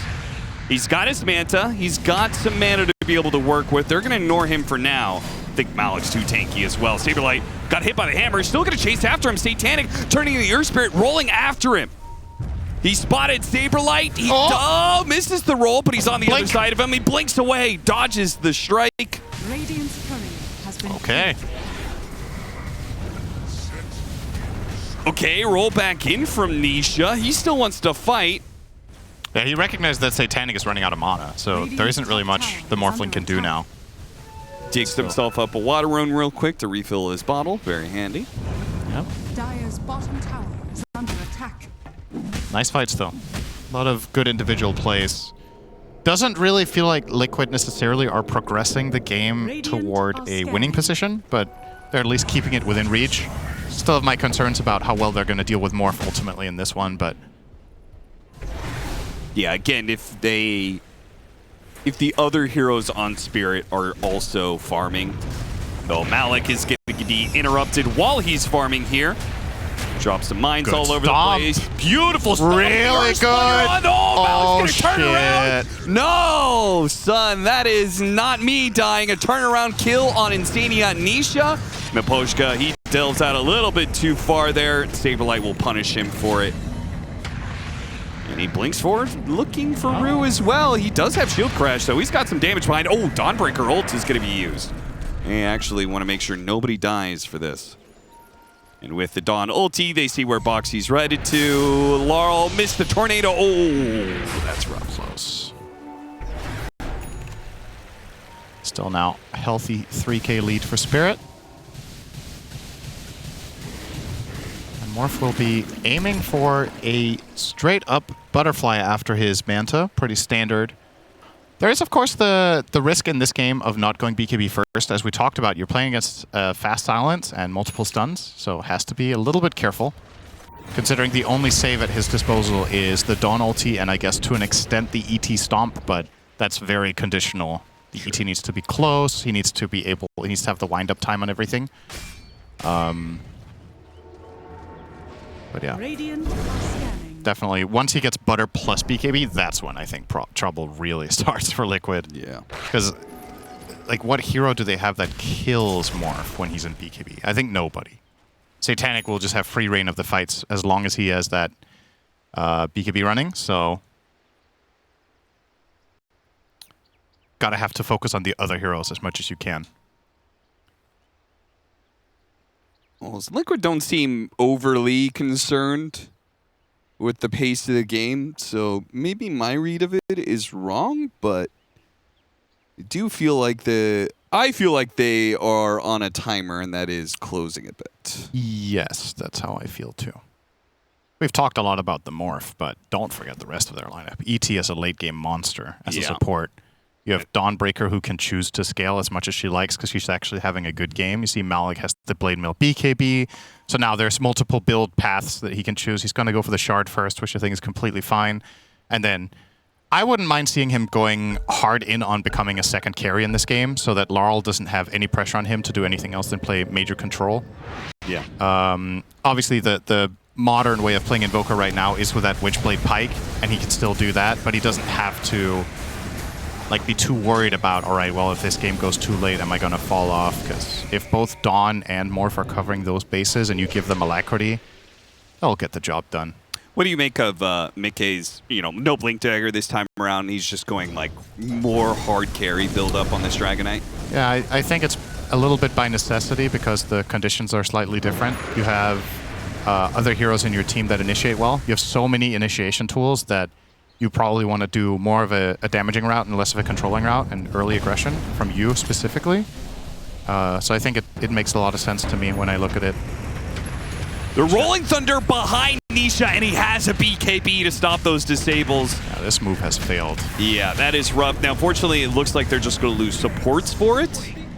They didn't commit too many cores to that situation, but still rough. I don't know what their angle was, like what they thought was going to happen. So they blink hexed him, and then it looked like instant regret. They like blink hexed and started running, and it was too late already. But frankly, I feel like the heroes they had there couldn't have killed him if they landed every spell. Yeah, Earth Spirit is very tanky. He is super tanky. You have to cut through 2.2k with only magic damage, more or less. I mean, Invoker has a little bit of physical here, but yeah, that combo needs to be a whopper. Dire are scanning. Radiant Techies. are scanning. High ground vision immediately spotted.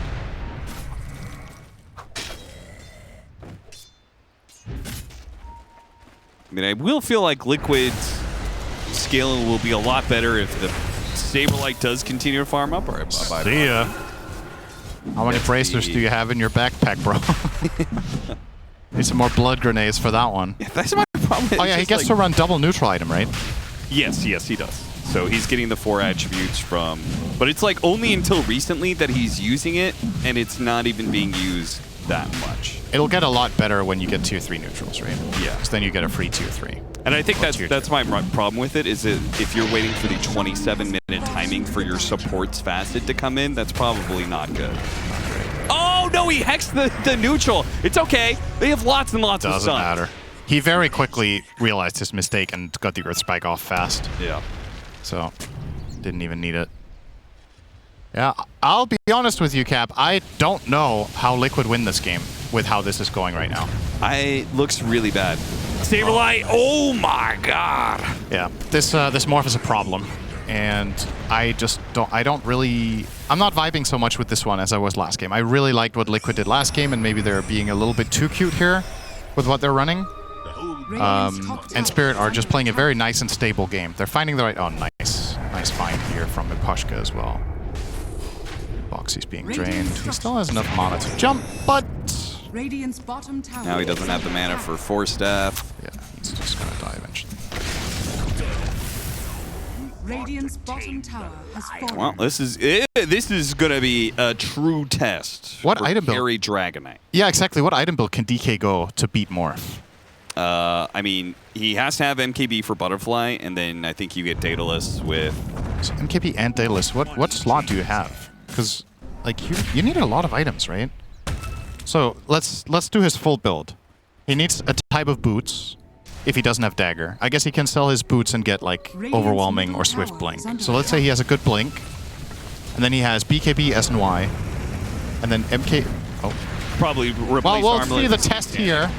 Okay. Yeah, lots of stuns, He has not enough Aegis. damage. This is not even close. Yeah, What? you're not taking the first life, but maybe you could kill some of the backline heroes. Dawnbreaker ultimate is coming in. Maposhka, will he be saved by this when a stun comes through? Maposhka, a snowball after him, but it looks like he's going to be okay. Malik is getting some good damage and a good slam. They finish up Insania real quick before going back for Mickey. Mickey managed to kill the Lion, but his BKB is running out. Nisha can't really do much to help him either. He's too low on HP, he has to roll away. Mickey on the run, Armlet toggling a little bit. Satanic rolls after him. A Sun Strike spots him, it lands, a hit comes in, and Satanic finishes him off. Radiant structures are Oh, and is he going to get Nisha as well? Oh, it was so Really close. Okay. Is high ground a possibility here? 50 seconds on DK, you still have Aegis? Maybe, maybe not. Satanic looks like he's thinking about, yep, alright. Yeah, they He's got gonna some time for him. get Might to as work. well. Yeah, he's in there. Okay, he'll back off now. Yeah, I was about to say, none of his team is with him. Laurel's still trying to hunt for more heroes, which they guess knew that Boxy was somewhere over here. So I guess DK's maxed out build is upgraded Blink, BKB, S and Y, Daedalus, MKB, and AC? Is that it? Because you need plus armor against ET, right? I guess the Worms, or excuse me, his innate is Yes. plus armor. It is. But you probably want more plus armor than Do you want... So, did you list Satanic? No. Okay, is Yeah, it you need Satanic or AC? Which one? Ugh. I feel like that's... Yeah. I mean, is there a world where you sell S and Y eventually? I guess there is. Maybe. You probably need the move speed from it, though, if you're going to remove your boots.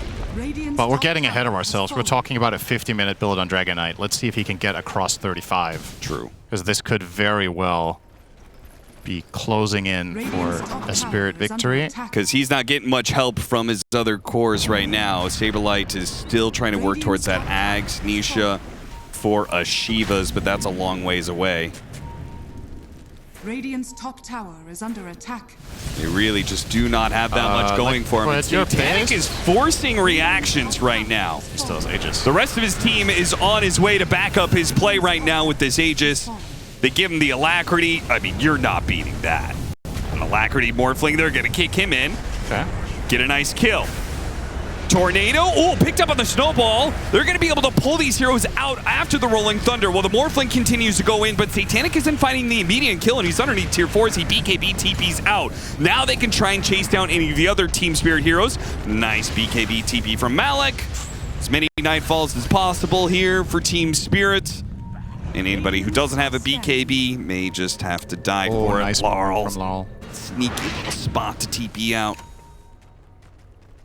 I'm actually surprised Satanic TP'd out. I think they could have won that fight.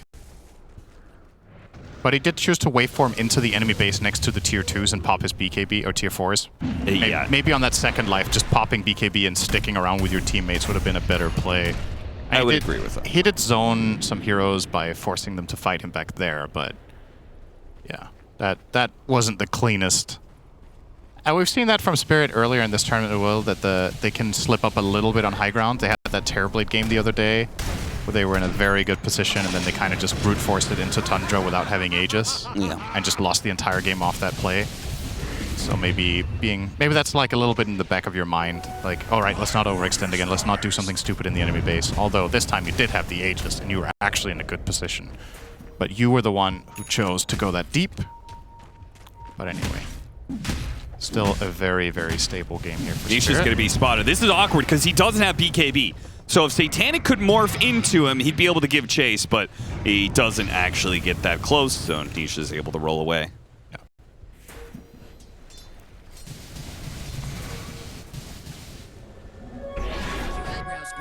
Well, we've got a little bit of a window here where I doubt Team Spirit is going to push high ground again without Aegis, so they're just going to kind of hold the map, see what they can get until Roshan spawns, and that should be a Conda for the Morphling. Shiva's is done for Nisha, which will help if they ever get the jump on the Morphling. Yeah. Decrease that healing factor.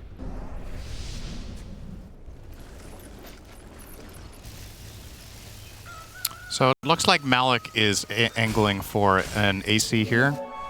I think another interesting idea in this game would have maybe been Ags. But then you're not scaling in the way that we talked about, right? But then you would be playing a utility build that would effectively make the Morph unjumpable. Because if Liquid got like the perfect combo on him and they just instantly Dawn ulti with Ags, I think he would survive. Sure. And that would be a good layer of protection. But there's also, I feel like the evasion isn't that potent in this game. Yeah, that's true. I mean, he's getting MKB anyway, but it's not just the evasion, it's the combo breaking of it, right? Sure. It's the fact that you can place this ring when they jump on the Morph and you can get the stuns in so that they don't get the perfect chain off. Morph gets BKB off and he's safe. But I mean, I definitely think what Malg is doing is better, but it was a potential angle you could take in a game like this when you have a hyper carry with Alacrity. Just everything to protect Satanic. But Malik will be back up, and that AC will be nice, of course, if he gets there. Spirit's going to spot Saberlight in the trees. He has to jump out. There's no Aegis this time. This is a risky move, I feel like, from Team Spirit. Oh, they almost got the lane. They did. Without seeing an enemy hero. Satanic is back to business. 447 CS. Minute 31. Yeah, he's hit a lot of creeps. He's killed a lot of heroes. As a result, he is 6,000 net worth. More, 6,500. Over the Dragon Knight. Second highest in this game. And he has Alacrity. Which is another item slot, essentially, more or less. I think that's probably a fine way to think about it. If you get Alacrity during that duration, you have another item. And the enemy carry. Smoke coming in. Rue's looking for his opportunity to get an initiation. One kill. Make's going to offer himself up here. This could get interesting. All right, Nisha's going to grab him by the hand and pull him back to base. I was about to say, they were really Make it get out. stacking their cores together for a second, and Satanic says, fine. All right. Not going to do anything? I'll do something. Take that melee barracks. All right, really time to back up and let's just, take the Roshan. Liquid look like they don't know what to do. Yeah. And I find that very understandable, but it begs the question, what were they envisioning during the strategy phase to avoid getting to this point? That did not happen for them. Because I think this was relatively likely to happen, that you got to this potential stage. Maybe you thought things would be a bit better at least for your laning stage, but early mid-game. But when this Morphling gets to this point, where are your solutions? They're going to try. They're going to try to get the initiation. Missed roll from Nisha. Now, Rolling Thunder that does land, spots Ryu as well, so Ryu coming in trying to help out his carry is going to cost him his life. He tries to delay it for as long as possible, and they're still after Satanic. He's going to have to use his waveform away. Mickey, wait! What? Laurel? What's happening, Spirit? How did Laurel just get jumped in that situation? Satanic was pulled the plug on that one. He was out of that fight, and then Laurel gets spotted and dragon-tailed. They got 2 kills and a buyback out of that? How? They missed the initiation. They literally just missed the Rolling Thunder, or the Rolling Boulder. All right. Well, let's see if Spirit can rectify the situation here. Quick kill onto Insania. No buyback there. Saberlight doesn't have his Rolling Thunder, so this is really awkward. He rolls up and he's just dead. He does have a buyback. He's going to try and TP out of the outpost. Hit him with a blast off. Satanic's low. Satanic pops the Manta. Waveforms away. Saberlight's back into play here. Oh, he's almost dead already. Mapochka with the final swing finishes him off, and they don't do a damn thing to Satanic off the Dawnbreaker ultimate through the buyback. They protect their carry. An ultra kill for him, and Mickey is just getting kited around by Rue now. Give him the rampage. The boy deserves it. Wait a minute. Okay, make sure Mickey dies first. He does. No rampage. But it will be a dead Roche. And an Aegis for, I guess, Morphling? Does he even need it? But Yeah, I mean, he is the high ground hitter, so you might as well give it to him. does he have a slot? Does he want to swap out his treads? Let's see. Let's see if Satanic even wants to use. All right, he does. Your shrine has fallen to the dark. He'll take it instead of the treads. Disassemble his Radiant's Vlads bottom barracks and are under complete the item that was named after him. Of course. Yes. See, Isn't it ironic? I'm thinking Satan. The item is actually older. I was than him, just right? gonna make the same comment. The item is older than the kid. Oh my Radiant's god. bottom barracks. Satanic was in Dota 1, I think in 2004 or 5. Yeah. Maybe. Yeah, it was pretty early. And this guy is born in 2007, maybe? Something like that. He's 17, right? Yeah, I think he's 17. Just turned 17, so All right. Radiant me feel so structures are old. fortified. Dire structures. It makes me feel great, Cap, because you know what? That means I have experienced a rich life. Radiant's of a video game. Radiant's middle Now I feel tower worse. has fallen. I felt good when I said it for a little bit, but as usual, you have to be mean and ruin everything. All right, here we go. They try again. Oh, he's bleeding. Yeah. Droplets. Yeah. They're gonna Oh, get him eventually. That is got life 1. What about life 2?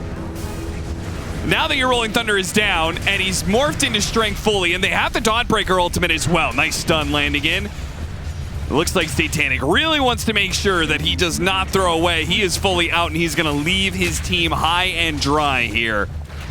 So Liquid will manage to get a bit of a rebuttal. Again, it's the supports who have to suffer. Yep. All for the Wonder Kid. Oh god, Saberlight. Oh no. He'll make it worth their while.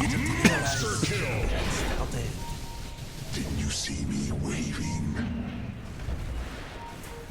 Oh, look at that. Satanic's trying to do the cutesy. Yeah.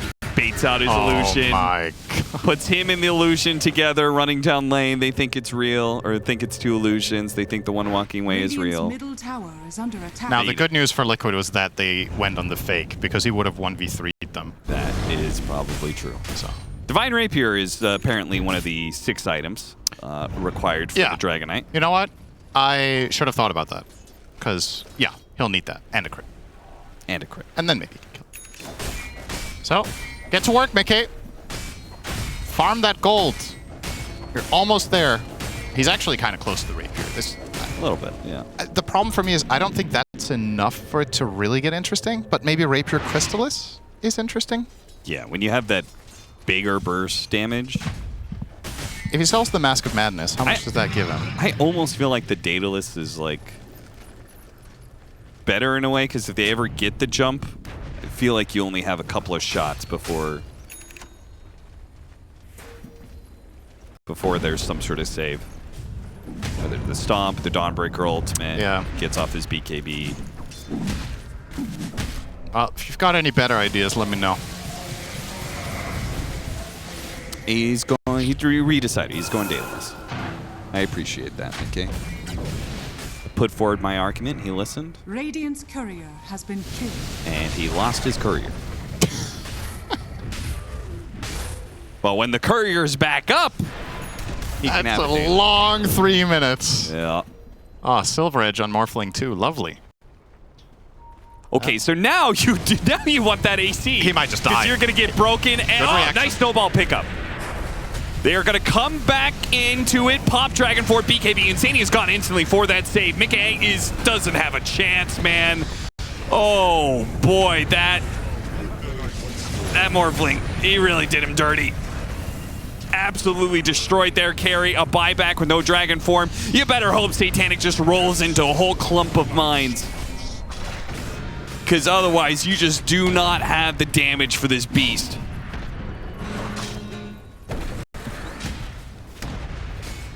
Oh, he might just... Oh, just thinking about rolling there.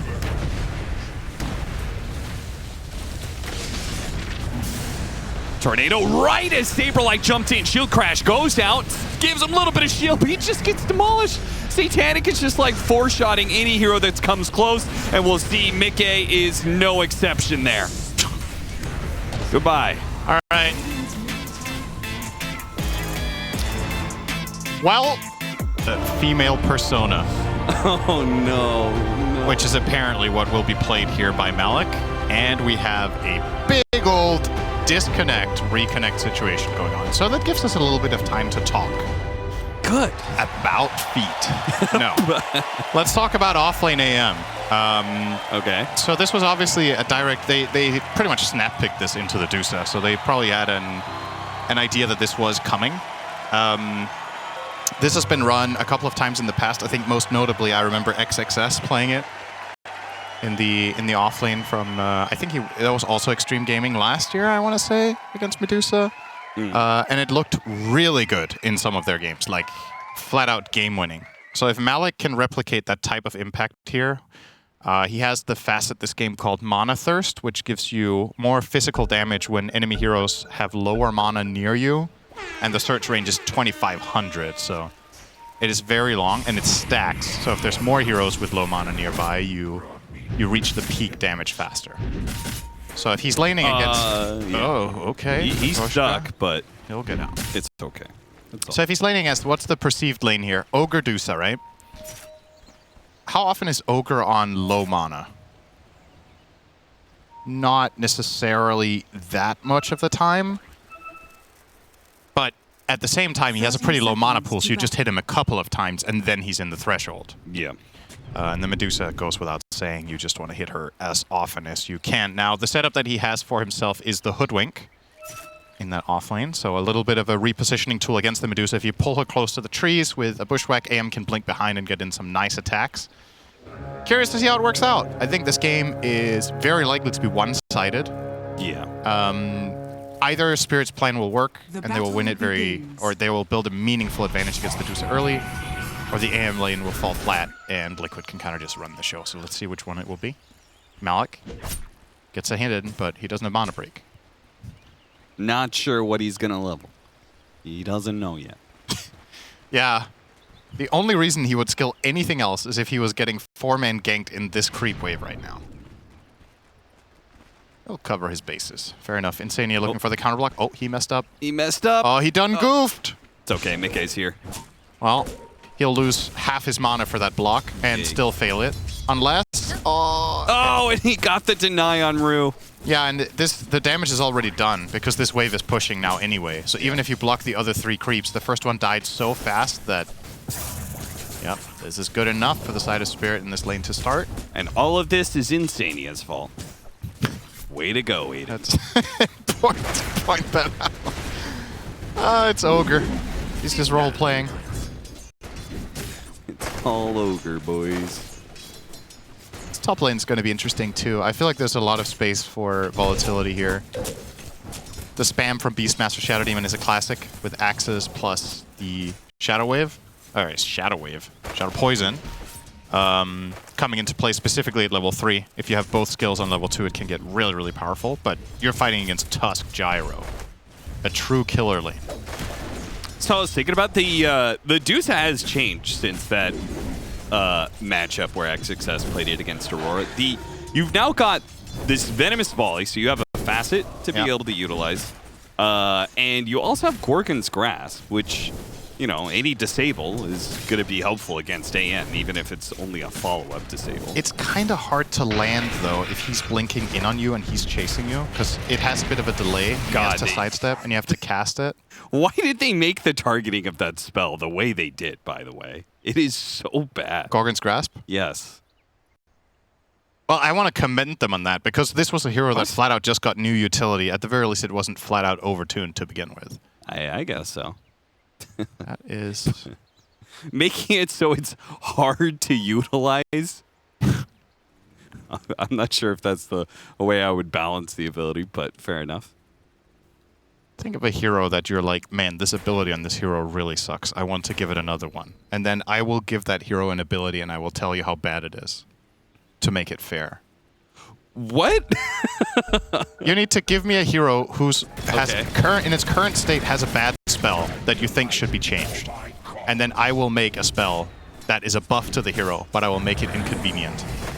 Okay. Okay, so give me your hero. No. I'm blanking on a hero.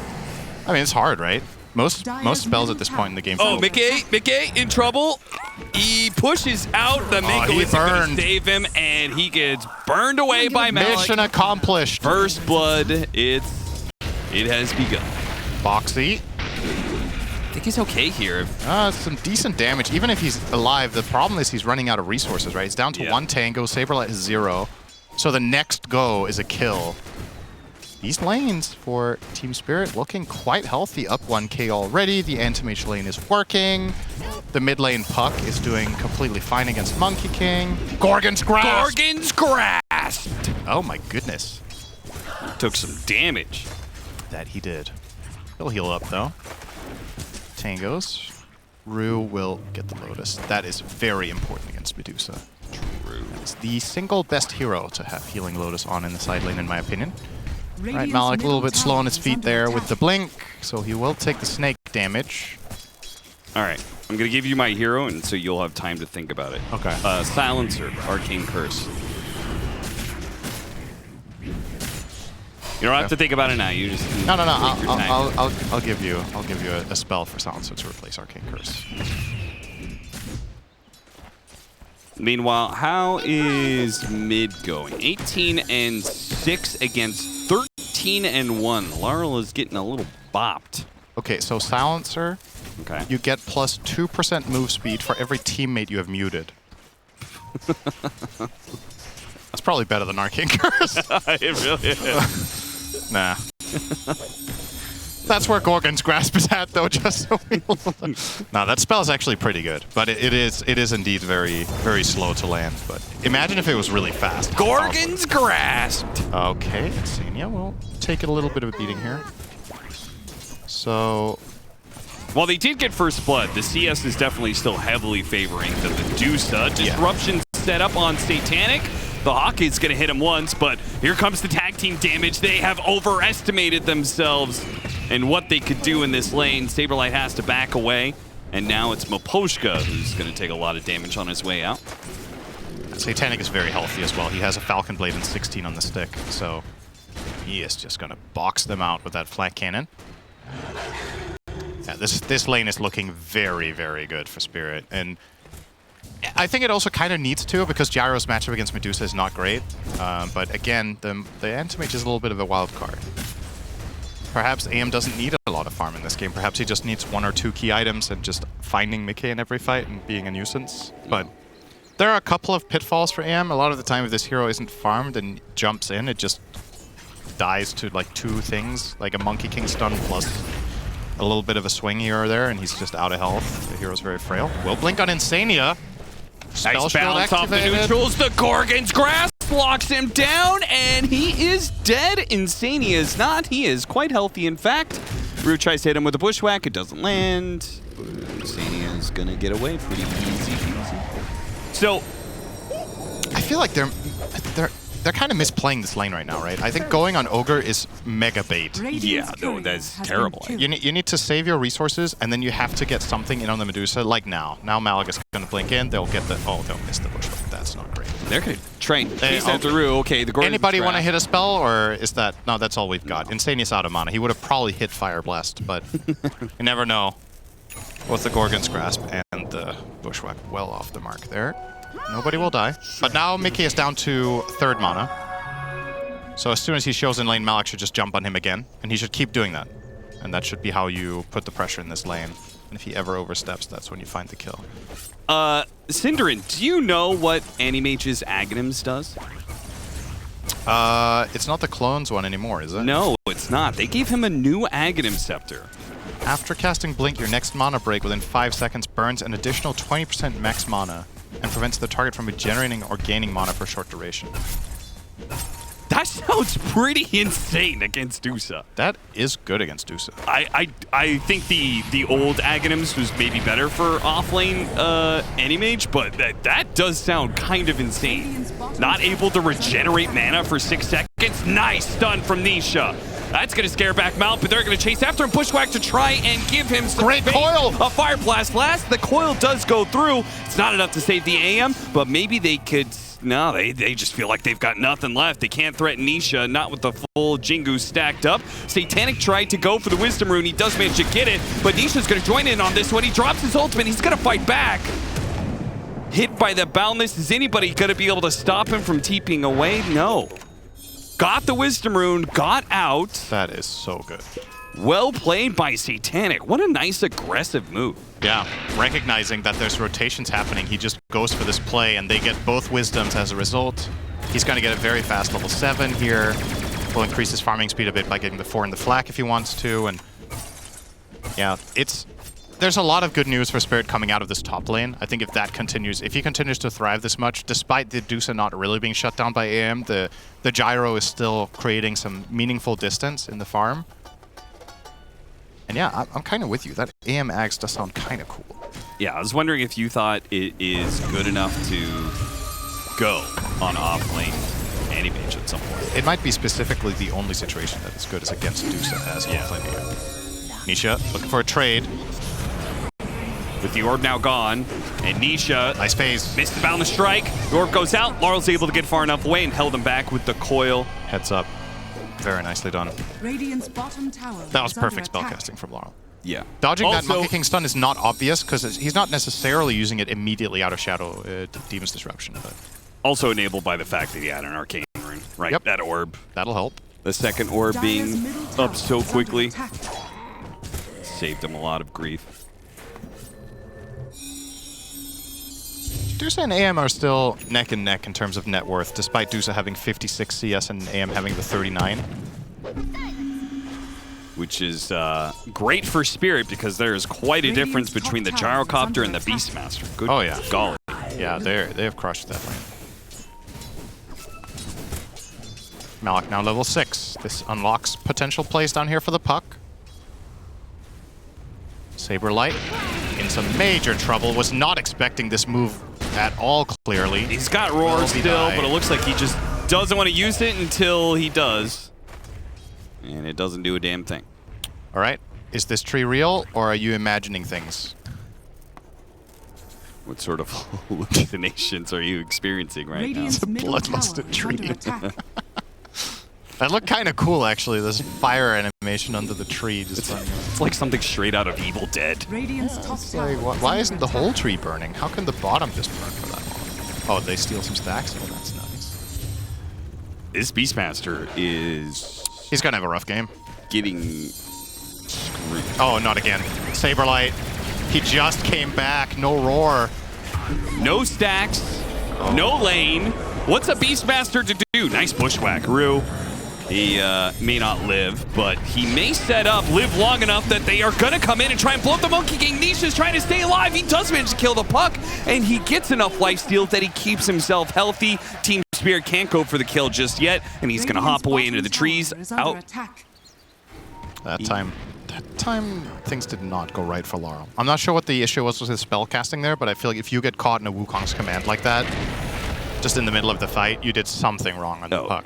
So maybe he just underestimated Nisha's ability to get the Wukong's command off right there and then, but he must have had all his spells on cooldown because either of them would have got him out. We'll Maybe see the he replay must have here. committed both his spells So coil, to try and stop. he's stunned, and then I think he has orb ready and phase shift there. I don't know if he kind of got messed up by the turn rate or something in his casting. I but- think he used the orb at the Oh, start. did he already? Yeah, but he might have had Waning Red. Yeah, he could have waned out of that too.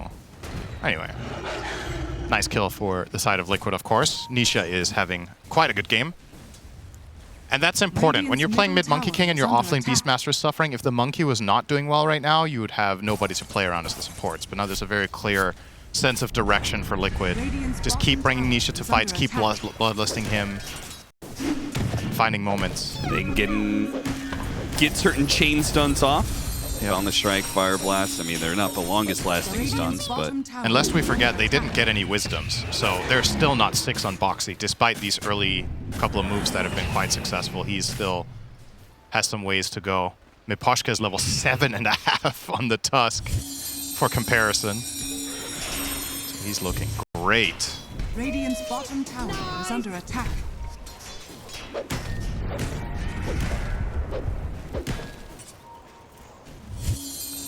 12-minute. Laurel Radiant's bottom tower is under sets attack. himself up to go for both sides of it. We'll get an illusion rune at bottom lane. Radiant's bottom tower has fallen. Liquid, meanwhile, are giving up on their safe lane tower to the off lane Animage, which sounds really bad when I say it out loud. It's going to Fusel. Dire's top tower is under attack. Do you think he's going to finish the Orb of Corrosion? I think he's just going to drop that entirely. I I mean, he bought the Blade of Alacrity, right? I'm surprised he still has it even in his quick buy. Dire are scanning. It doesn't really make sense to buy Corrosion after Diffusal, in my opinion. Like, then just get your next big item, whether that's Manta or Ags. Dire's top tower I is get- under attack. So, as cool as the Ags sounds, how does that fare versus having 2 illusions hitting Medusa? Yeah. That's the comparison you're always going to have to make, right? All right, don't worry, guys. I do think Normal it's tree, probably like normal a tree. third or fourth item. So, you think Diffusal, Manta, Ags? Maybe. Could be a thing, I guess. Dire are scanning. That first hit would burn 40 mana plus 24% of Deuce's mana pool, and it would make it so she can't recover any mana for Nisha. 6 seconds. Nisha immediately breaks the coil, makes a run for it. Malik jumps in after him. Laurel went for it. Oh, Laurel's going to pay the price for that one as he got the Jingu stacks up onto Nisha. Laurel is on the verge of death right there. There's nothing that can bail him out of this. No orb, no waning rift. He is just done. Disruption save. As the shot came out from the Hoodwink, it's dodged. Now he got off the Wukong command. Maposhka is gone. Liquid is playing around this mid-Monkey King. Nisha is carrying the early bit of this game for Team Liquid and taking full advantage. Whoa, what a mana void. That was some good damage. Unfortunately, it was only enough to get 1 kill. He goes out. Is Monkey gonna Is he? No. Not going to be able to chase him. No skeletons, Oh, no that's poison. really nice to turn into for Halloween.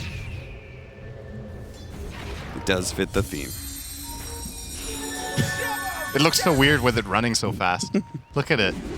I don't Now think Bloodlust him. I have never seen Monkey King be a skeleton before. Me neither. This is so Dire's so top random tower for this to is happen. under attack. All right, there we go. This one I have seen. Great fight from Liquid, though. I feel like they're really executing well on especially the Monkey King, and it's making such a big difference. And keep in mind, Mickey doesn't need to be involved at all. This was Gyro joining the fight, and Mickey was, in the meantime, just chilling. So the Dusa is closing the gap quite significantly against that Gyro. He's still, make no mistake, kind of far behind him, but it's starting to become a possibility. Was that a Vanguard I saw on AM? Yeah, that's classic. He wants to go Vanguard Nice. on the offlane AM after Diffusal. Do you think I can't people say I get love it. Crimson? Because Vanguard, yeah, that is classic. But it's not the worst Crimson game, right? Monkey King and Medusa. Yeah, it's good. It's really good. He might just... I think if he goes Vanguard, he should finish the Crimson. Just how much it does for his team. I'm with you. But I can't say for sure if I like Crimson more than Dire's Manta top or tower Ags. is under attack. Because I think the purpose of the hero in the game is Dire's very structures straightforward. are And he needs to fortified. make sure he performs that task for his team. Radiant It was are the scanning. only reason they picked the hero. But we'll see. Maybe this Crimson... Maybe he has enough mana burn with just Diffusal. If he can pop Crimson, blink on top of Medusa, and just hit her, and she can't fight back because he doesn't take damage. He needs to avoid Demonic Purge, though. Otherwise, he can just die the moment he blinks. Speaking of that, they also changed the shard, making it the counter spell, Yeah. where you can counterspell an ally, which could be really cool in a game against Primal Roar. Oh, this- Monkey King in trouble. finally they are, get him. Yeah, they're punishing Nisha. They're like, this guy's getting out of control. Let's kill him on the next coil, and they all end for it. Yeah. Dire's top Yeah, this is tower like their third attempt. But this time it actually Radiant worked. structures are Or it maybe even more. Have they coiled him like 4 times or 5 times this game? And this is finally going to result in the kill, but Liquid want to defend here. Get some gyrocopter illusions to try and push Team Spirit away from their mid tower. They do not want to give this up, and it looks like they've created enough of a window that Nisha can come back into play. Meanwhile, it is buying space for Saberlight to complete his Helm of the Overlord, Dire's which bottom he tower can is buy under out attack. on the Courier. He's another 500, right? He was somewhat close. Oh yeah, I always forget the cost of Ultimate Orb now. Yeah, that item was like 2100 to 2200 or 2150 or whatever for like 10 years. Yeah. And now it's 2800. Make it. What? Wait, what was that? He can't find the last creep? What? He thinks it was blocked? He thinks it's blocked. He stutter stepped from side to side and then he just left. Like, this camp is blocked. He couldn't see it? Like nighttime vision, like he wasn't pushed forward enough, maybe, to see it in the very back, because it's... That sucks. That's actually a kind of big efficiency loss here. Yeah, it is. This is yeah, he has a sentry on the cart. Oh my god, and now he's gonna go and place the sentry and wait. How mad do you think Aiden's gonna be when he sees it? He's like, bro, there's a creep here. What are you talking about? Dude, the face of the creep is so perfect. Yo, now Saberlight's scouting. Like, I don't know, man. I don't see any creep. Dude, what? What? This is actually hysterical. Oh my god. Playing hide and seek. Still blocked. Guys, I don't know, man. Enemy has vision. Beep, beep, beep. Where? Oh, Rue died. Well, okay. They found a kill around the mid area. I will argue that that camp is more important than Rue, though. They're actually losing like 2 to 3 ancient stacks because of this pesky little Rumble Hide. Topical name, having hide in the name when you're literally going to stand there. That's very fitting. Hide and seek champion of 2024 right there. And Liquid, they give up. They go Roche. All I'm right, done with these things. Bo Oh my god, I need to see here Boxy comes do this. Boxy. I need to see Boxy do this. Oh my god, this is so funny. Sentry. Shadow point. Wait, how has he not seen it? Okay, yeah. Bros. I can just imagine what he's saying right now. He pinged it. He pinged the creep. Oh, Nisha's in trouble. Oh, boy. Coil on 3. Great setup there from Laurel. Can he jump to finish off Nisha? He is going to jump to the orb. Immediately got Gleipnir. Nisha went for him. He's chasing after that puck. Puck is dead. Laurel, he regrets that commitment. Liquid, they are being hemmed in a little bit here. A bunch of heroes of Team Spirit up on the high ground. A buyback from the Shadow Demon. Nisha is very low. Malik's going to commit for it. Managed to get the bounce back of the Snake. Finished off the Monkey King. And now he can walk away. Saberlight, he needs help. He got it. Disruption. Bails him out of a lot of damage that was coming in. Snowball after the dieback on Boxy. That's going to be him. But if it wins the fight for Team Liquid, it's all okay. The Gorgon's Grasp not going to be good enough. The Gyrocopter managed to get a little bit of damage. Oh, triple kill. He's wearing down Boxy. Satanic lives again. Damn, what a beastly play from Malik. He blinked on top of the Dusa with like 15% health. He was just like, I'm gonna do my job, and I will die, but it will be well worth it. I think him playing aggressively there actually saved Satanic in that fight. Meke would have won that man fight in the end, so really, really important heads-up play. And what a sick fight from Spirit. That was that a 6 for 3 or 6 for 2? Because it was 6 for 2. It was just the puck and the AM. Yep. And Gyro was the grand winner of that 1,400 gold gain from that team fight alone. And also the Hoodwink gaining 1,000, similar for the Tusk. So really nice rewards being reaped here from Spirit. And this was the point in time we were talking about. This game has the potential to be one-sided depending on what happens early on. That was one of those key moments that could truly get this out of control. Yeah.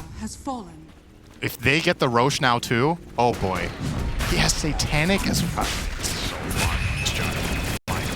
He is huge, and Team Liquid. This easily offsets the hero matchup, but he is way stronger than Dusa. Gyro versus Dusa. Not even close. Mike still doesn't have his butterfly done. Team Liquid, they're gonna have to put together some sort of crazy team fight or a really good high ground hold or something, because Team Spirit is about to go from 5K net worth lead to, you know, who knows what they're going to be able to accomplish with this Aegis.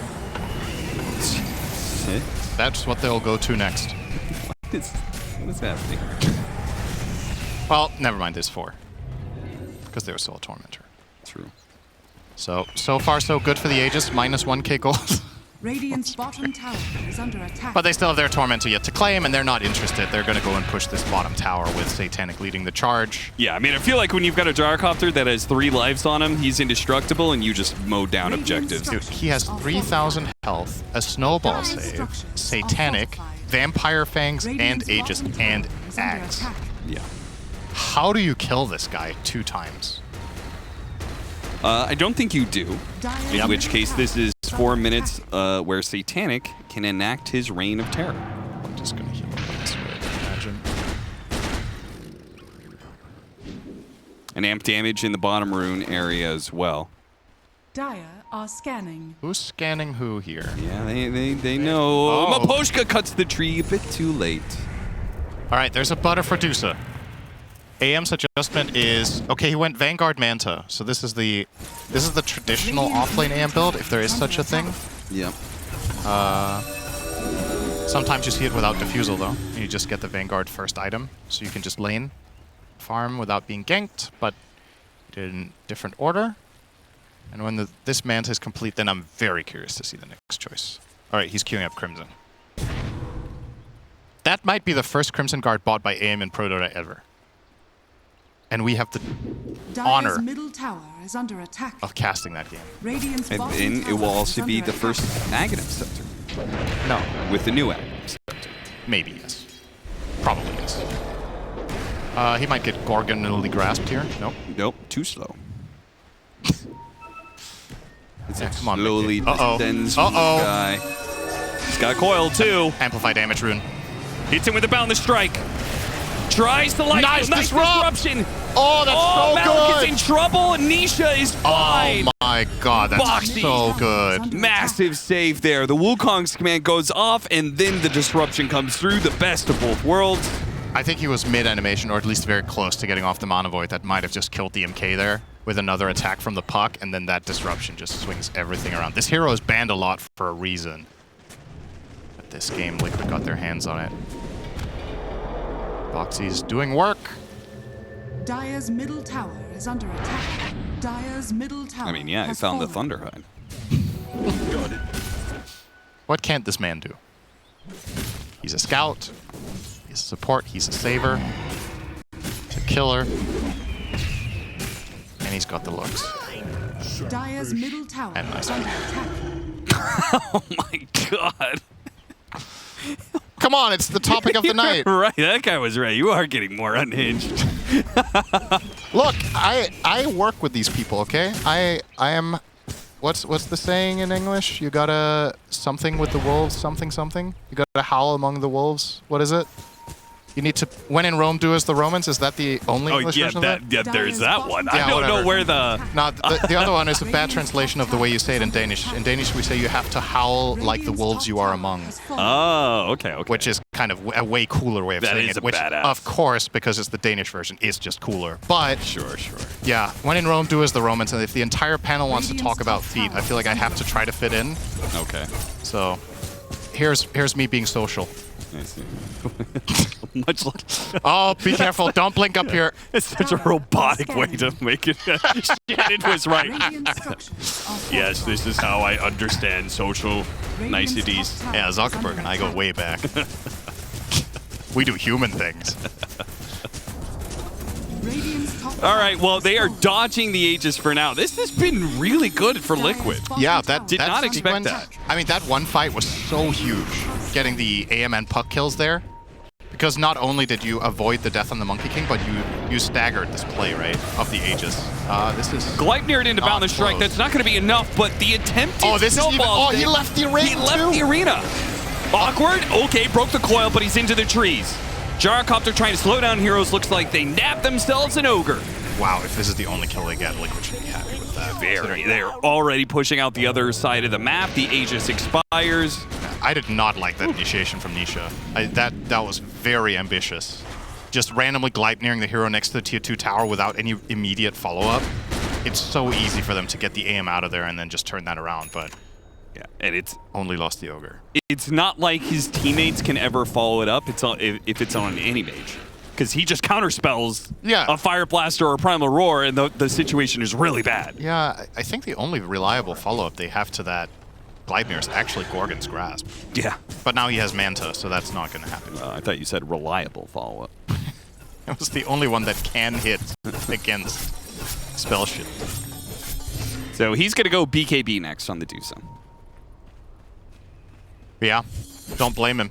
You got it. It's the best item against Anti-Mage, but it never feels good because you're going to be another item behind the gyro, essentially. Medusa only buys BKB out of necessity. There's a ton of other carries that generally want to buy it every game because it just feels good. On Dusa, it feels good not buying this item. You want to buy Skadi in this slot. Yeah. You wanted to not even have to buy MKB to begin with, but you also had to get that against the gyro. So the build of Mickey here is the correct one, I think, for the game, but it's like the lesser evil build. Yeah. I feel like if this was a game that he was ahead, then you would just be able to go Scotty and then just rely on Boxy's disruption. Yeah.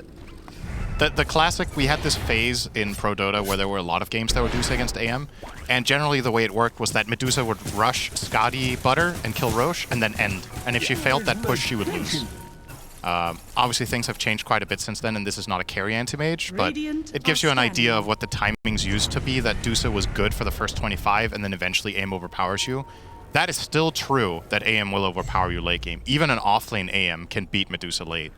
Because once he gets his next item after this Manta, even if his net worth is like 3/4 or 2/3 of the Dusa, he kills her faster than she kills him. So he is the one dictating and forcing a response from the supports of the team. And once you force that as the AM, your team has freedom. So it's just a really feels good situation to be in. it looks like Malik has given up on the Crimson Guard and is going to go Heaven's Halberd next. That's also good against Dusa. Very good.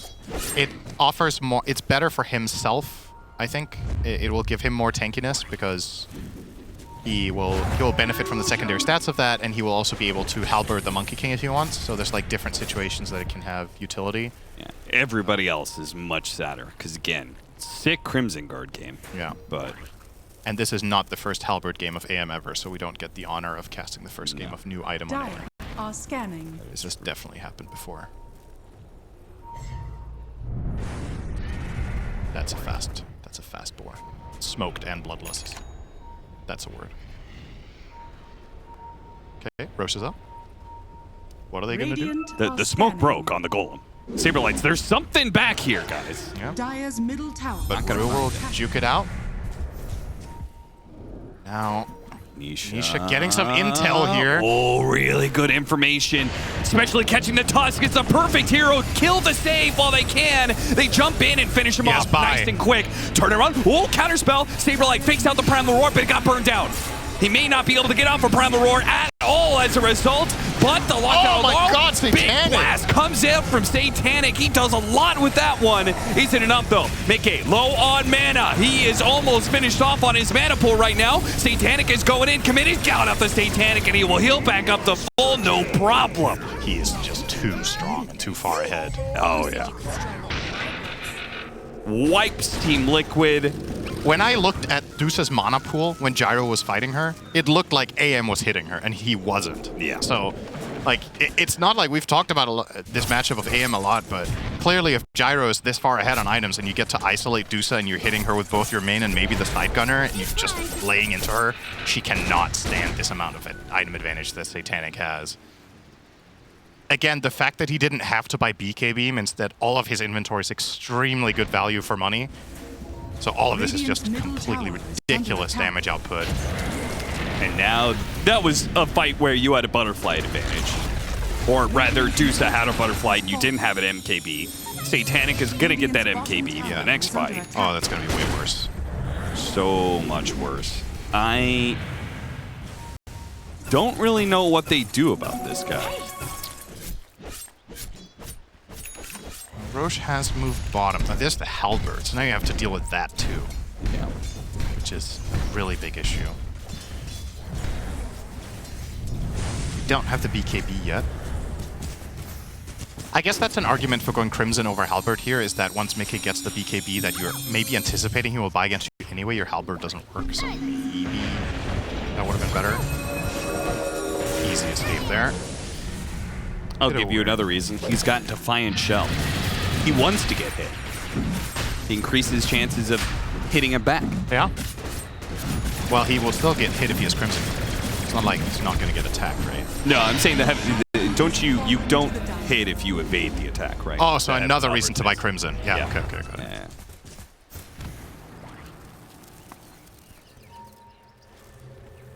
This fight has to work for Liquid when the game's probably over. If it does turn into a fight that looks like the teams are just going to... How do you even, like, break it down how Liquid wins this fight? If they were to find They can't go on Gyro. I think they have... So the fight they just took up top, remember that was with a Tusk buyback TPing in on the outpost.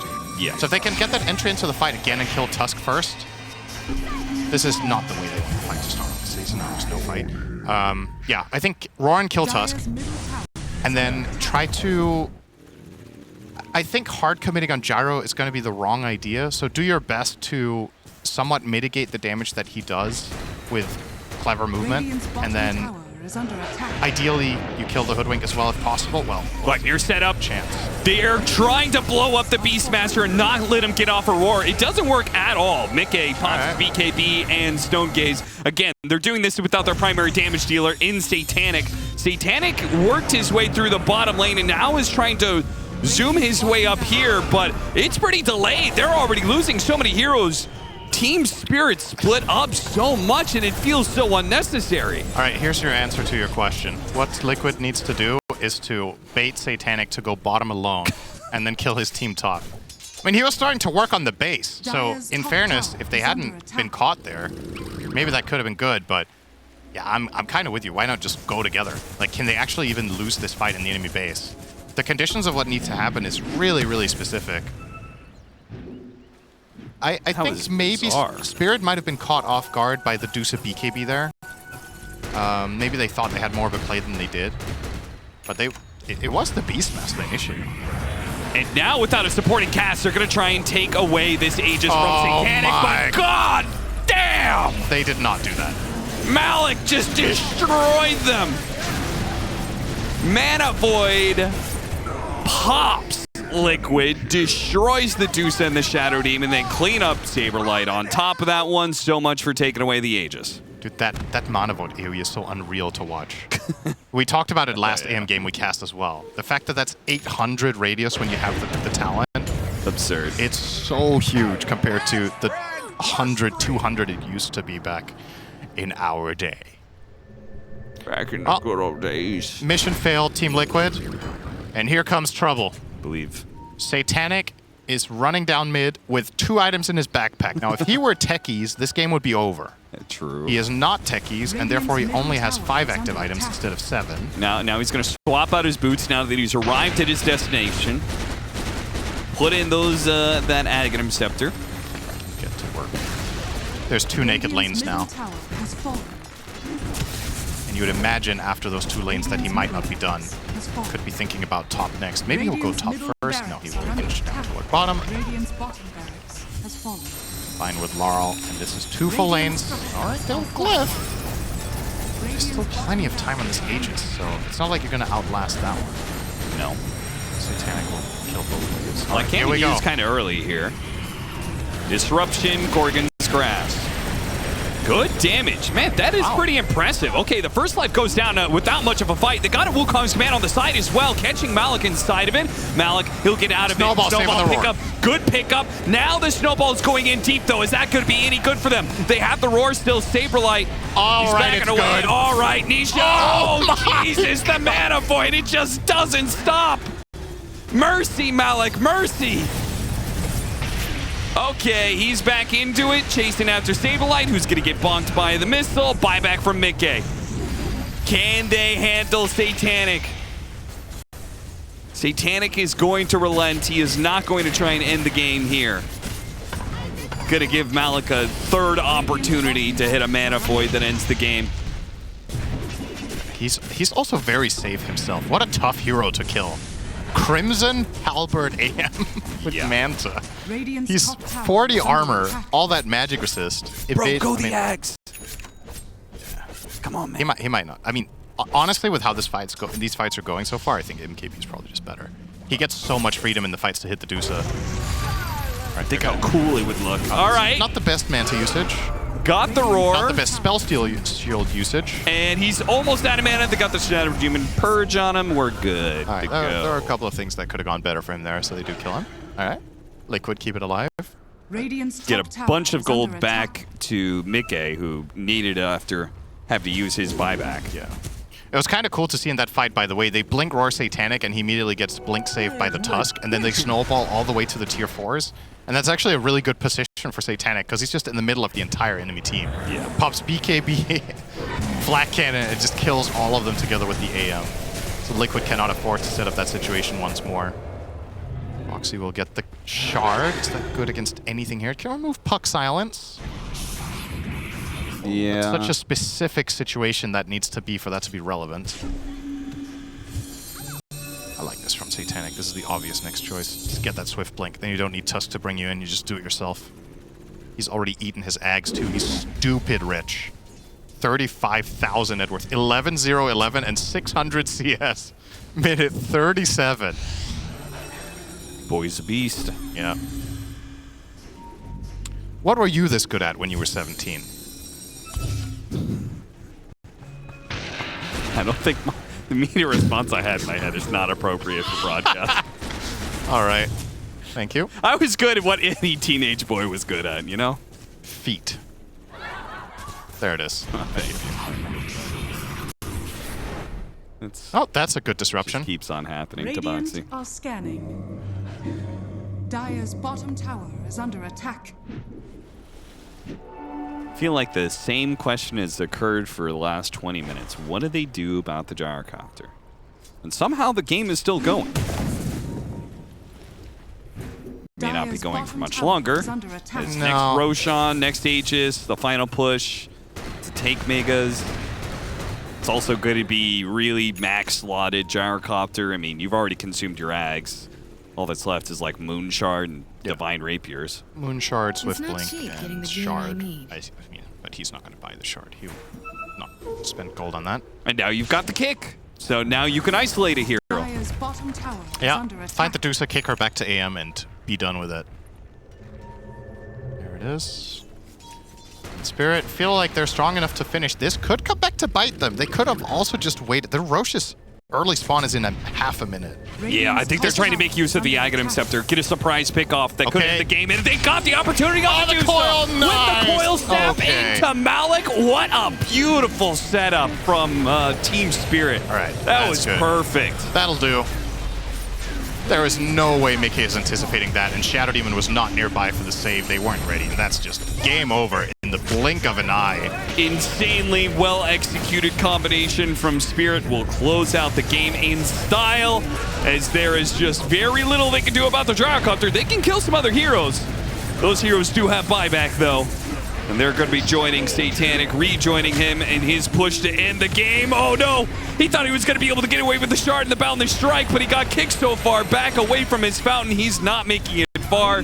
Misha will end on a death. GG. GG.